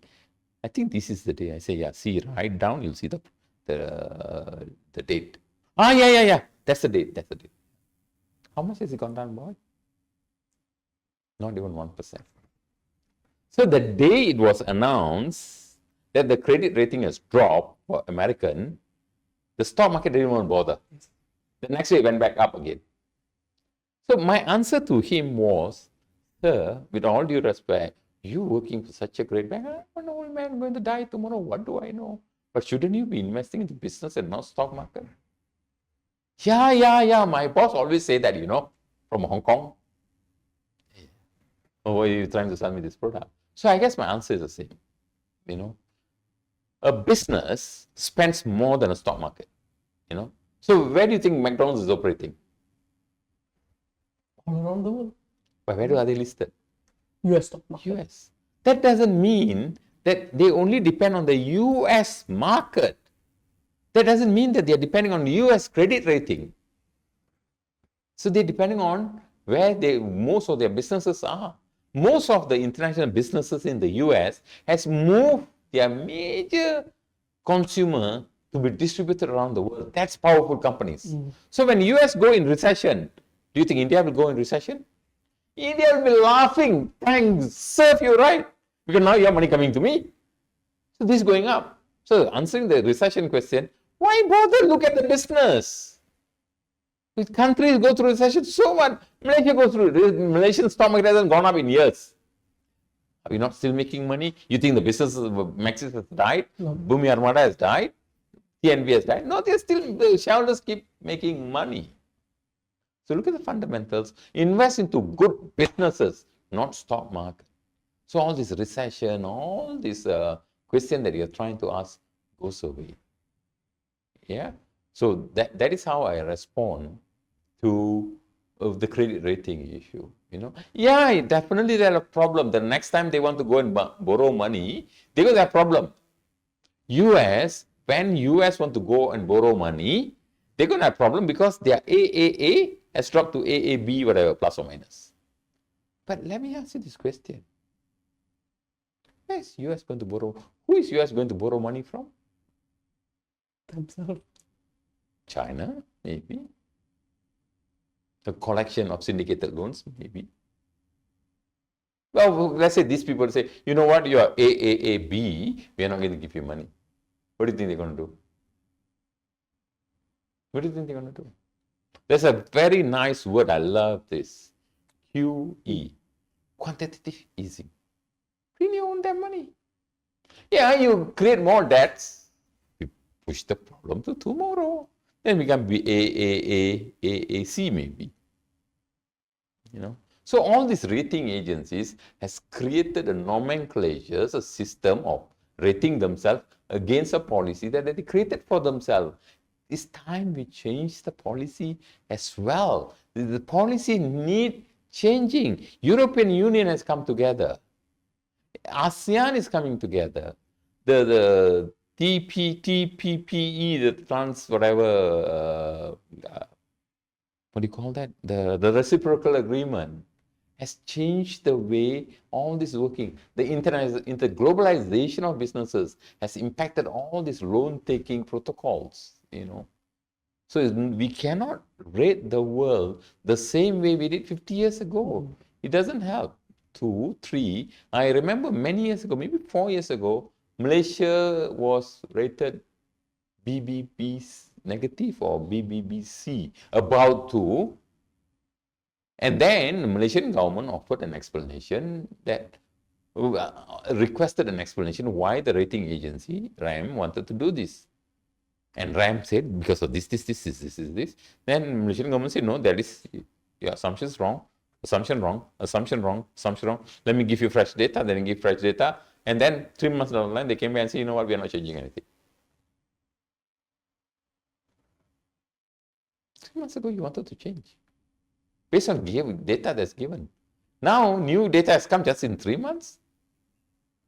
Can the data be changed? Or could it be that they made a mistake last time? So I'm not saying anything, you know. Right. Anything is possible. So, yeah. 3, 4, AAAA, greatest sovereign. You don't have to have any issues getting any help from anybody. AAAB, you need some help. I need more documents. Let's say you're going for, you know what? Credit rating, AAAB. We can look at it like you give me your income statement and you give me that. Oh, give it to them. What's your problem? Does it make any difference? Interest rate from 8% or 25%, being sarcastic, become 22%. Who's paying the interest? People. Do you think the company bothers? So the answer to this is all in the stock exchanges. It really didn't impact much. Because the impact is more, this become low because they have a lot of money that they owe. If the tariff that go their way, they probably become AAA plus. Because this would have give them $1 trillion. And now, just after the announcement, Saudi, the Kingdom of Saudi Arabia, pledged nearly $1 trillion worth of investment. And he's like a salesman, you know, like what I was doing the other day. At least he took a suitcase, not a suitcase, I'm just being sarcastic. Took a suitcase and go around the world like a salesman. And everywhere he go, what people are doing? Bring businesses, you know. And it's not like some countries that go inside MOUs. This is pledge. It's different. Okay, so that's my long-winded question into a very short, sweet question. It's a good question, anyway. Right. So excellent. So following together with that also, Coach, at the moment we have a number of investors who have leveraged on the market going down, and most of them, the options have exceeded 50%. So following our syllabus, they have exited. But that's the question. The question is about re-entry. There's still more potential based on the trend line that they've drawn, meaning there's still space for it to grow to resistance. So is it a good time or good thinking to actually re-enter again into our options investment? And then Trump will say, you know what, the pause has come to an end, it stays, and then what are you going to do after that? And then the bucket is... So it doesn't depend on your stock movement. It depends on the business. If you think the business fundamentals remain strong or even has gone stronger and the company is not fully valued, then you can look at the market direction. Up, down, and sideways, or up, down, up, or down, up, down. Okay, you can look at that and then you can make your strategic decision. But if you remain undervalued, or at least 50% to be fully valued, I think you still have an opportunity to go. All right. So still go back to our BF, the fundamentals, and if it's undervalued, it's a go and at least a 50% to the overvalued pricing Okay, that's a fair. But if you think that it's already close to being overvalued, then everything that goes up will come down. Not greatly. So wait for it to come to the next support, and then go and look at your BAF, see whether it's still within the sensible pricing, and you still have a good safety margin, and then re-enter. A final advice is look for another company. That's why we have 7,000 over companies in the US. You know, you can never finish doing a BAF. It helps you with your confidence level. It did me. Things like that. Together with these options, there's also a following question to that. The next is that this I find it challenging to respond or to answer because it's about risk appetite. So the question is, Coach, all this while we have been picking a money penny long call option, which is more than 365 days. Yeah, but we find 200 days or 150 days offer a much lower premium. So our cost of investment is much lower. And I see previously in the last 6 months of my investment, I managed to exit my investment within a month or within 2 months maximum. I managed to make 20-30%. Yeah. So I'm just considering that I can actually absorb this. I can proceed to take short-term calls actually this way. There I pause to respond because it's still against the syllabus. What can we offer, or how should this person actually see this or see the risk that is involved with this? Okay, so ArkWorld Asia PLT is one of the most powerful financial education institutions in the region. I didn't say this with arrogance. I say this with evidence and data. You know, the reason that we are so good at what we do is not because we help you to make money. We make sure we work very hard, going out every day, meeting 2-3 people to ensure that you do not part away from money forever from your bank. That means we help you not to lose money. And the way we do it is being hard on your investment. When you come to me, you're not going to get good words. You're not going to say, you did well, it'd be fantastic. You're not going to get that. You're going to get more homework, more work, and more education. Things that you never even thought you can do will be unveiled. But we will never go against the thesis of our strongest subject. Take more risk and lose that money. So that one. Two, in a public forum like this, I cannot answer this question. I shouldn't. Securities Commission will hang me upside down. Obviously you'll be very happy because your sister will be so happy. From the time she born until now, she'll be thinking when somebody's going to hang me upside down. So she'll take a photograph and put all over her TikTok, and she'll be dancing around it. Have you seen this movie where people die and they jump on the corpse and start? I think I've seen that. Yeah, she probably will be doing that. So I cannot be doing that. All right. So my answer straight will be stick to the syllabus. If you have decided to take risks by increasing the volatility of the stock price, like what you saw with Skechers, be my guest. The closer it gets to the closing date, the volatility, the theta, the gamma, everything else will work against you. There's a period of time. After some time, this particular date and below, this you cannot get in the YouTube. You will never get that date in the YouTube because there is a proper calculation. Every stock has got a different day that it starts declining. After that, no matter how much the stock goes up, the option will come decay. You've seen that with Skechers. In fact, you know what? Everybody should read and backtest Skechers for that period of decaying time. And you will be so worried whether you should be investing into short-term investments. So I'm sorry, for good reasons beyond my capability, the government request, the government requirement, and in the love of your money, for you, not for me, I can't answer this question any more detailed than this. Right. Unless you have anything else to offer them, no. And I will not be part of it. Even I too wanted to learn from you, Coach, that how to approach this. Thank you very much. It's been direct. Always stick to it. Enough of my time being naughty with the investment. So I guess Let me see, I know two people who have been doing this and who constantly bug my life. Oh, it's going down. I've got so many days. No. Before that, they were doing good. They were already making 60-70% already. okay.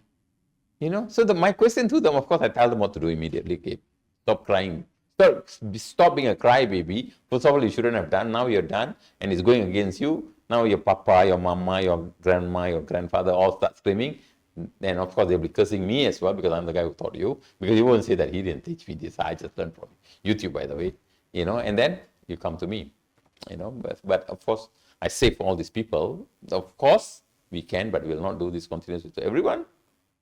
But the question I ask this person is, what difference has it made to your life? So you have 2 years worth of contract, example, you made 20%, you come out. You have 1 year worth of contract, you made 20%, you come out. You have 3 months worth of contract, you made 20%, you come out. The only difference is the amount of money you're investing. Yes, I agree. 2 years more money than 1 year. I agree. But the 2 years, you exit in 6 months or 2 months, you get your money back, reinvest. Get your money back, reinvest. Get your money back, reinvest. Your timing is too short. Unless your account size is small. If your account size is small, then find a smaller company.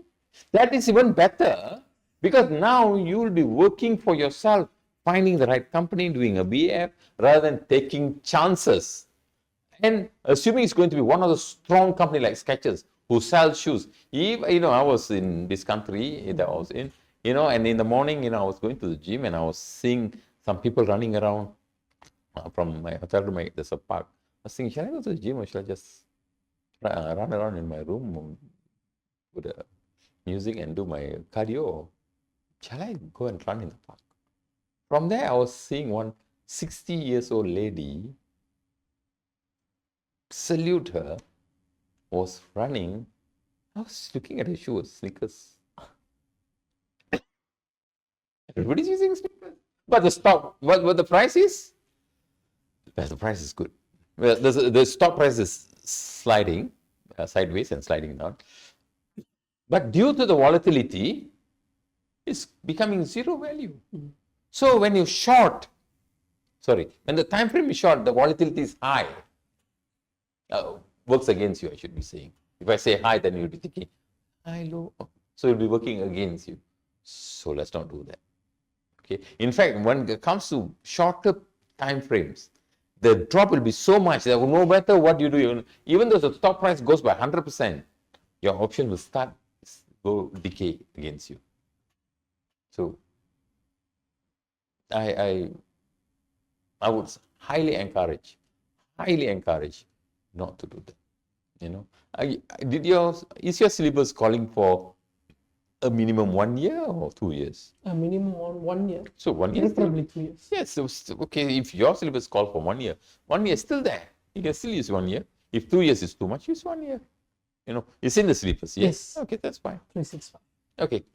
365 days. Thank you, Coach, for the awareness. Actually, I believe this should go to all out there that's trying to take chances with their account. And moving on, and this question is, Coach, is from a very different perspective. This question is asked: when in the stock market, when I make money, is someone else actually losing money? Okay, so you have a piece of apple, and I take and I eat it. What happened to the apple? Gone. That piece is gone. Yeah. So that's how the world goes around. Okay. So if this is right, where I make money, somebody else loses, isn't this against the universal law? Okay, so which particular universal law are you referring to? Tell me the law that says that, when I make money and he loses money is against the law. Which law? Which universal law are you referring to? Nothing specific, more of a general state. So, yeah, but you just mentioned that's a particular universal law that you just gone against. Do you know how many universal laws are there? No. Can you name me one? Mm-hmm. So, okay, let me ask you this way, okay? Do you know what is a cell? Cell. Not a cell phone, the one that your sister used to call all the 25 boyfriends, not that one. No. This is a cell, the tube. So in the cell, there is what? It's all the cellulose, the nuclear, mitochondria. So you have all the atoms, so you have all these proton, electron, nucleus, mitochondria, and that, and this, and your defense system, your mechanical system, and everything. It's quite moving parts in there. Yeah? Okay. So, assuming I take one electron out. Okay, so I take one electron out of your atom. What happened? I take one proton out of your atom. What happened? No, it doesn't. It will collapse the structure. No, it doesn't. So what moves around, electron or proton? Proton. Okay, proton moves around. Yeah. So I take one proton out. What happened?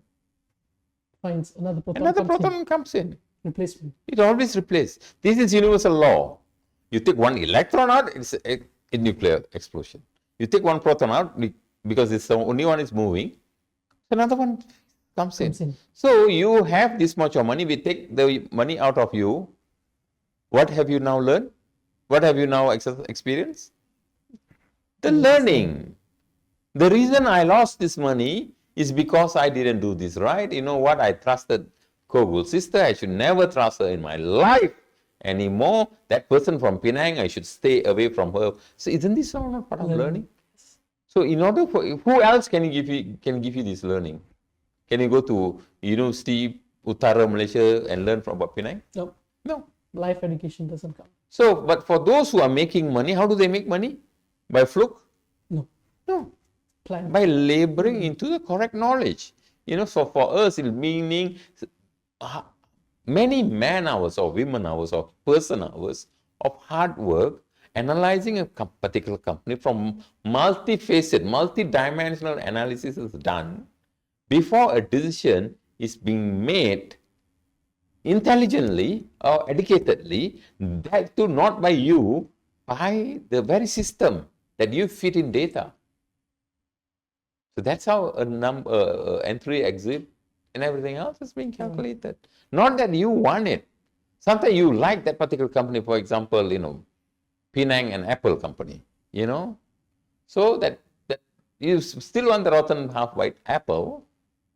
You love it so much, you use all that company's products.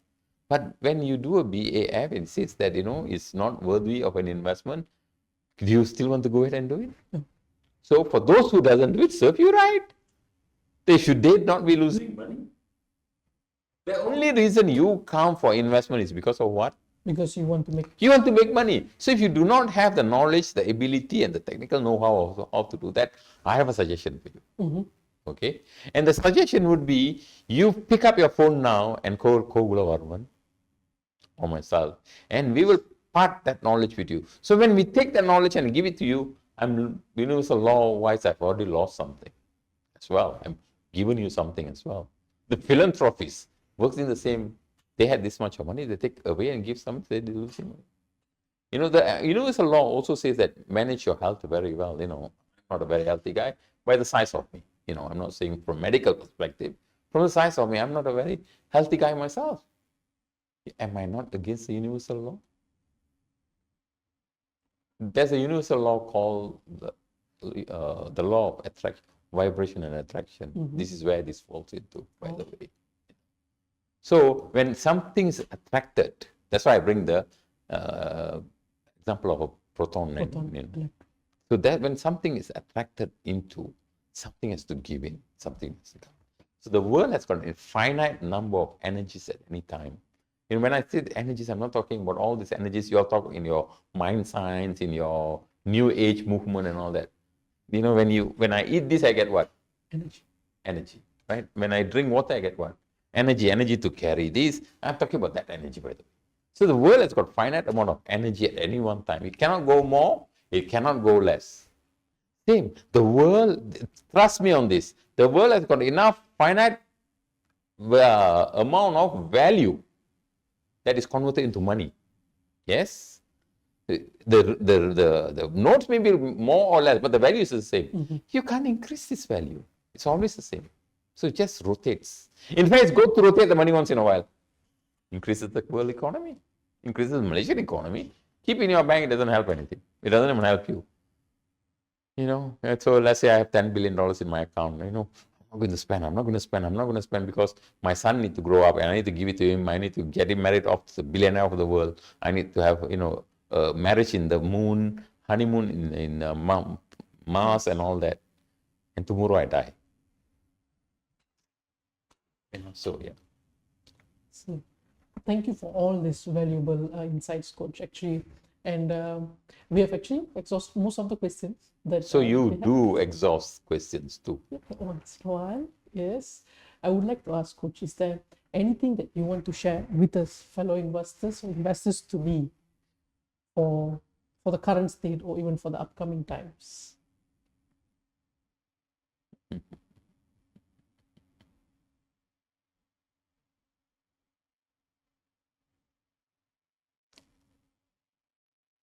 The world needs investment.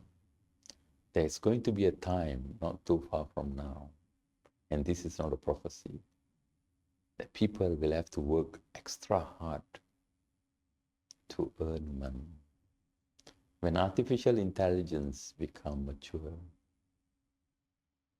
you are a subject of not so intelligent then. We have seen cook being replaced by chefs, artificial intelligence robots. In Japan, a lot of news are created by computers now. Even questions as asked by you in internet are answered by artificial intelligence. Soon, a lot of people are going to find they are misplaced. They have no job. Even investment will be using artificial intelligence quite extensively. So if you don't leverage on investment, you're going to be left out. You soon have to work hard labor's job or things that artificial intelligence can't do, 2 or 3 to maintain a good lifestyle. This is going to happen not only here, all over the world, which is why the rich ones and the smart ones who have heart for the world are trying to slow down the development of artificial intelligence or taking it in a more balanced way to come up with policies and systems that you cannot go beyond this. But where is the limit of human imagination? So I encourage you all to come into the world of investment. Even if you can make $500 a month or on top of your current income, how does it help you? It's a lot. It helps a lot. You know, for American it may not be, for British it may not be, but for Malaysian, for in Thailand, for Indonesian, for all these developing countries, it's a lot of money. But let me tell you the truth. This is what you all think.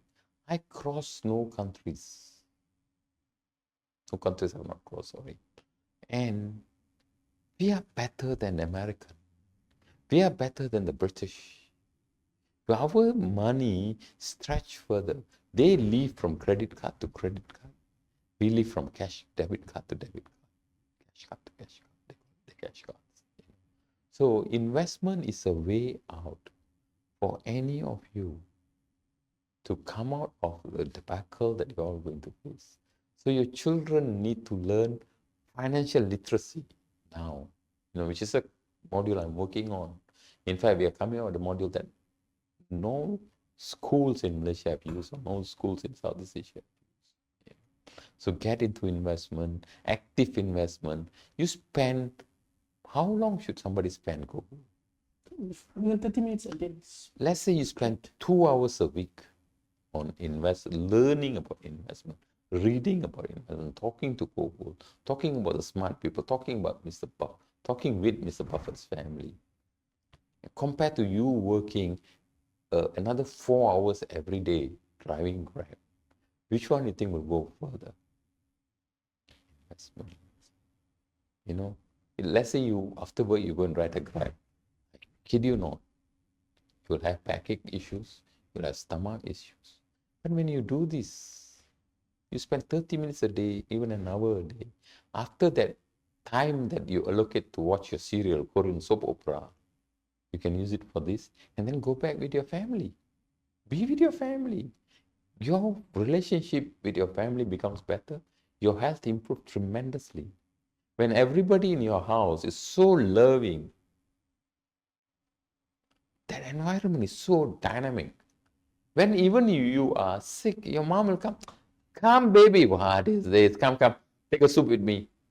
Compared to you staying in your room, talking to a floor, and even finding it difficult. But just with loving people. So for this, we can't create another time.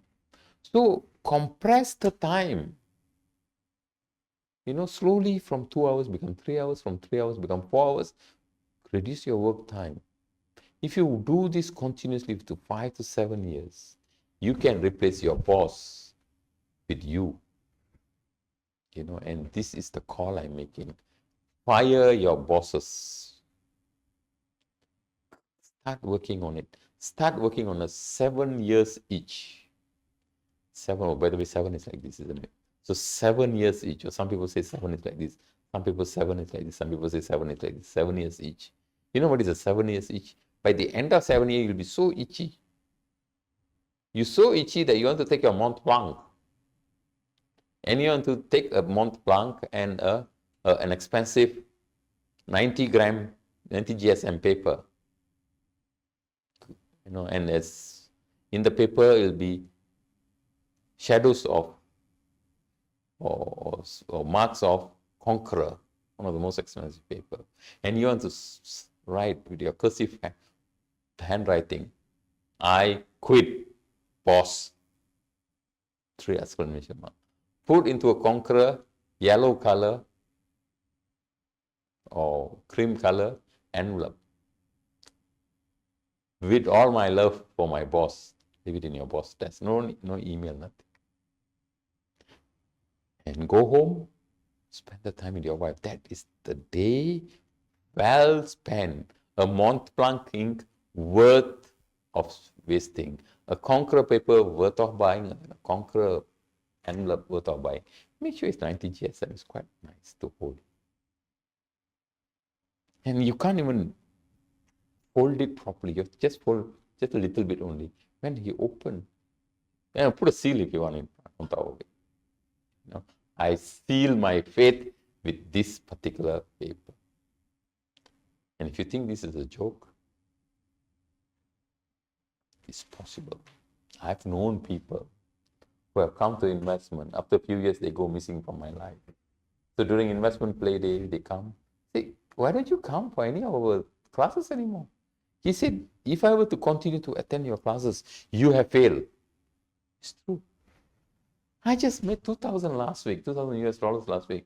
You want me to still come to your classes? You taught me so much. After you, coach, I've gone to so many investment classes. When I go there, I start asking people, you know what, don't waste time with this idiot. Go to the bold guy. That guy got no hair, but at least his wife got some brain. Through his wife, you have learned a lot of things and he can teach you. Yeah, I've heard this kind of words being mentioned. So I invite you, come. Of course, just like any tuition in the world, any services in the world, it comes with a price tag. So we have one too. So, but take the challenge. Take the challenge. Say, I'll pay for this fee. You coaches, show me how I can recover the fee in 1, 2, 3 months, whatever, depending on your, I can't say 1 month because it's you, how you want to do it. It's us, it's a marriage. Yeah. So, Kobul is not married, by the way. So, you can use that opportunity. So, yes, it's a great question. The world needs investment. The world needs, we can say this, what, money is evil. I've heard this. I've heard this. I'm part of a CSR organization. But we go around helping people, with our own money. One of the things that I don't like about the person who led that CSR at that time was openly they will say, it's not, we don't go for ask donation, we do whatever we can within ourselves. And then in private, We need to do this. How do we do this? And without money, it's very difficult. And what is this person trying to do? It's actually trying to tell me, can you give me some money for me to do this? But without telling. Once we give, say, I didn't ask you to give, you give, but I took. So a lot of, especially spiritual organizations, religious organizations, who say that, don't take money, but they'll have a big, what do you call that? Donation box.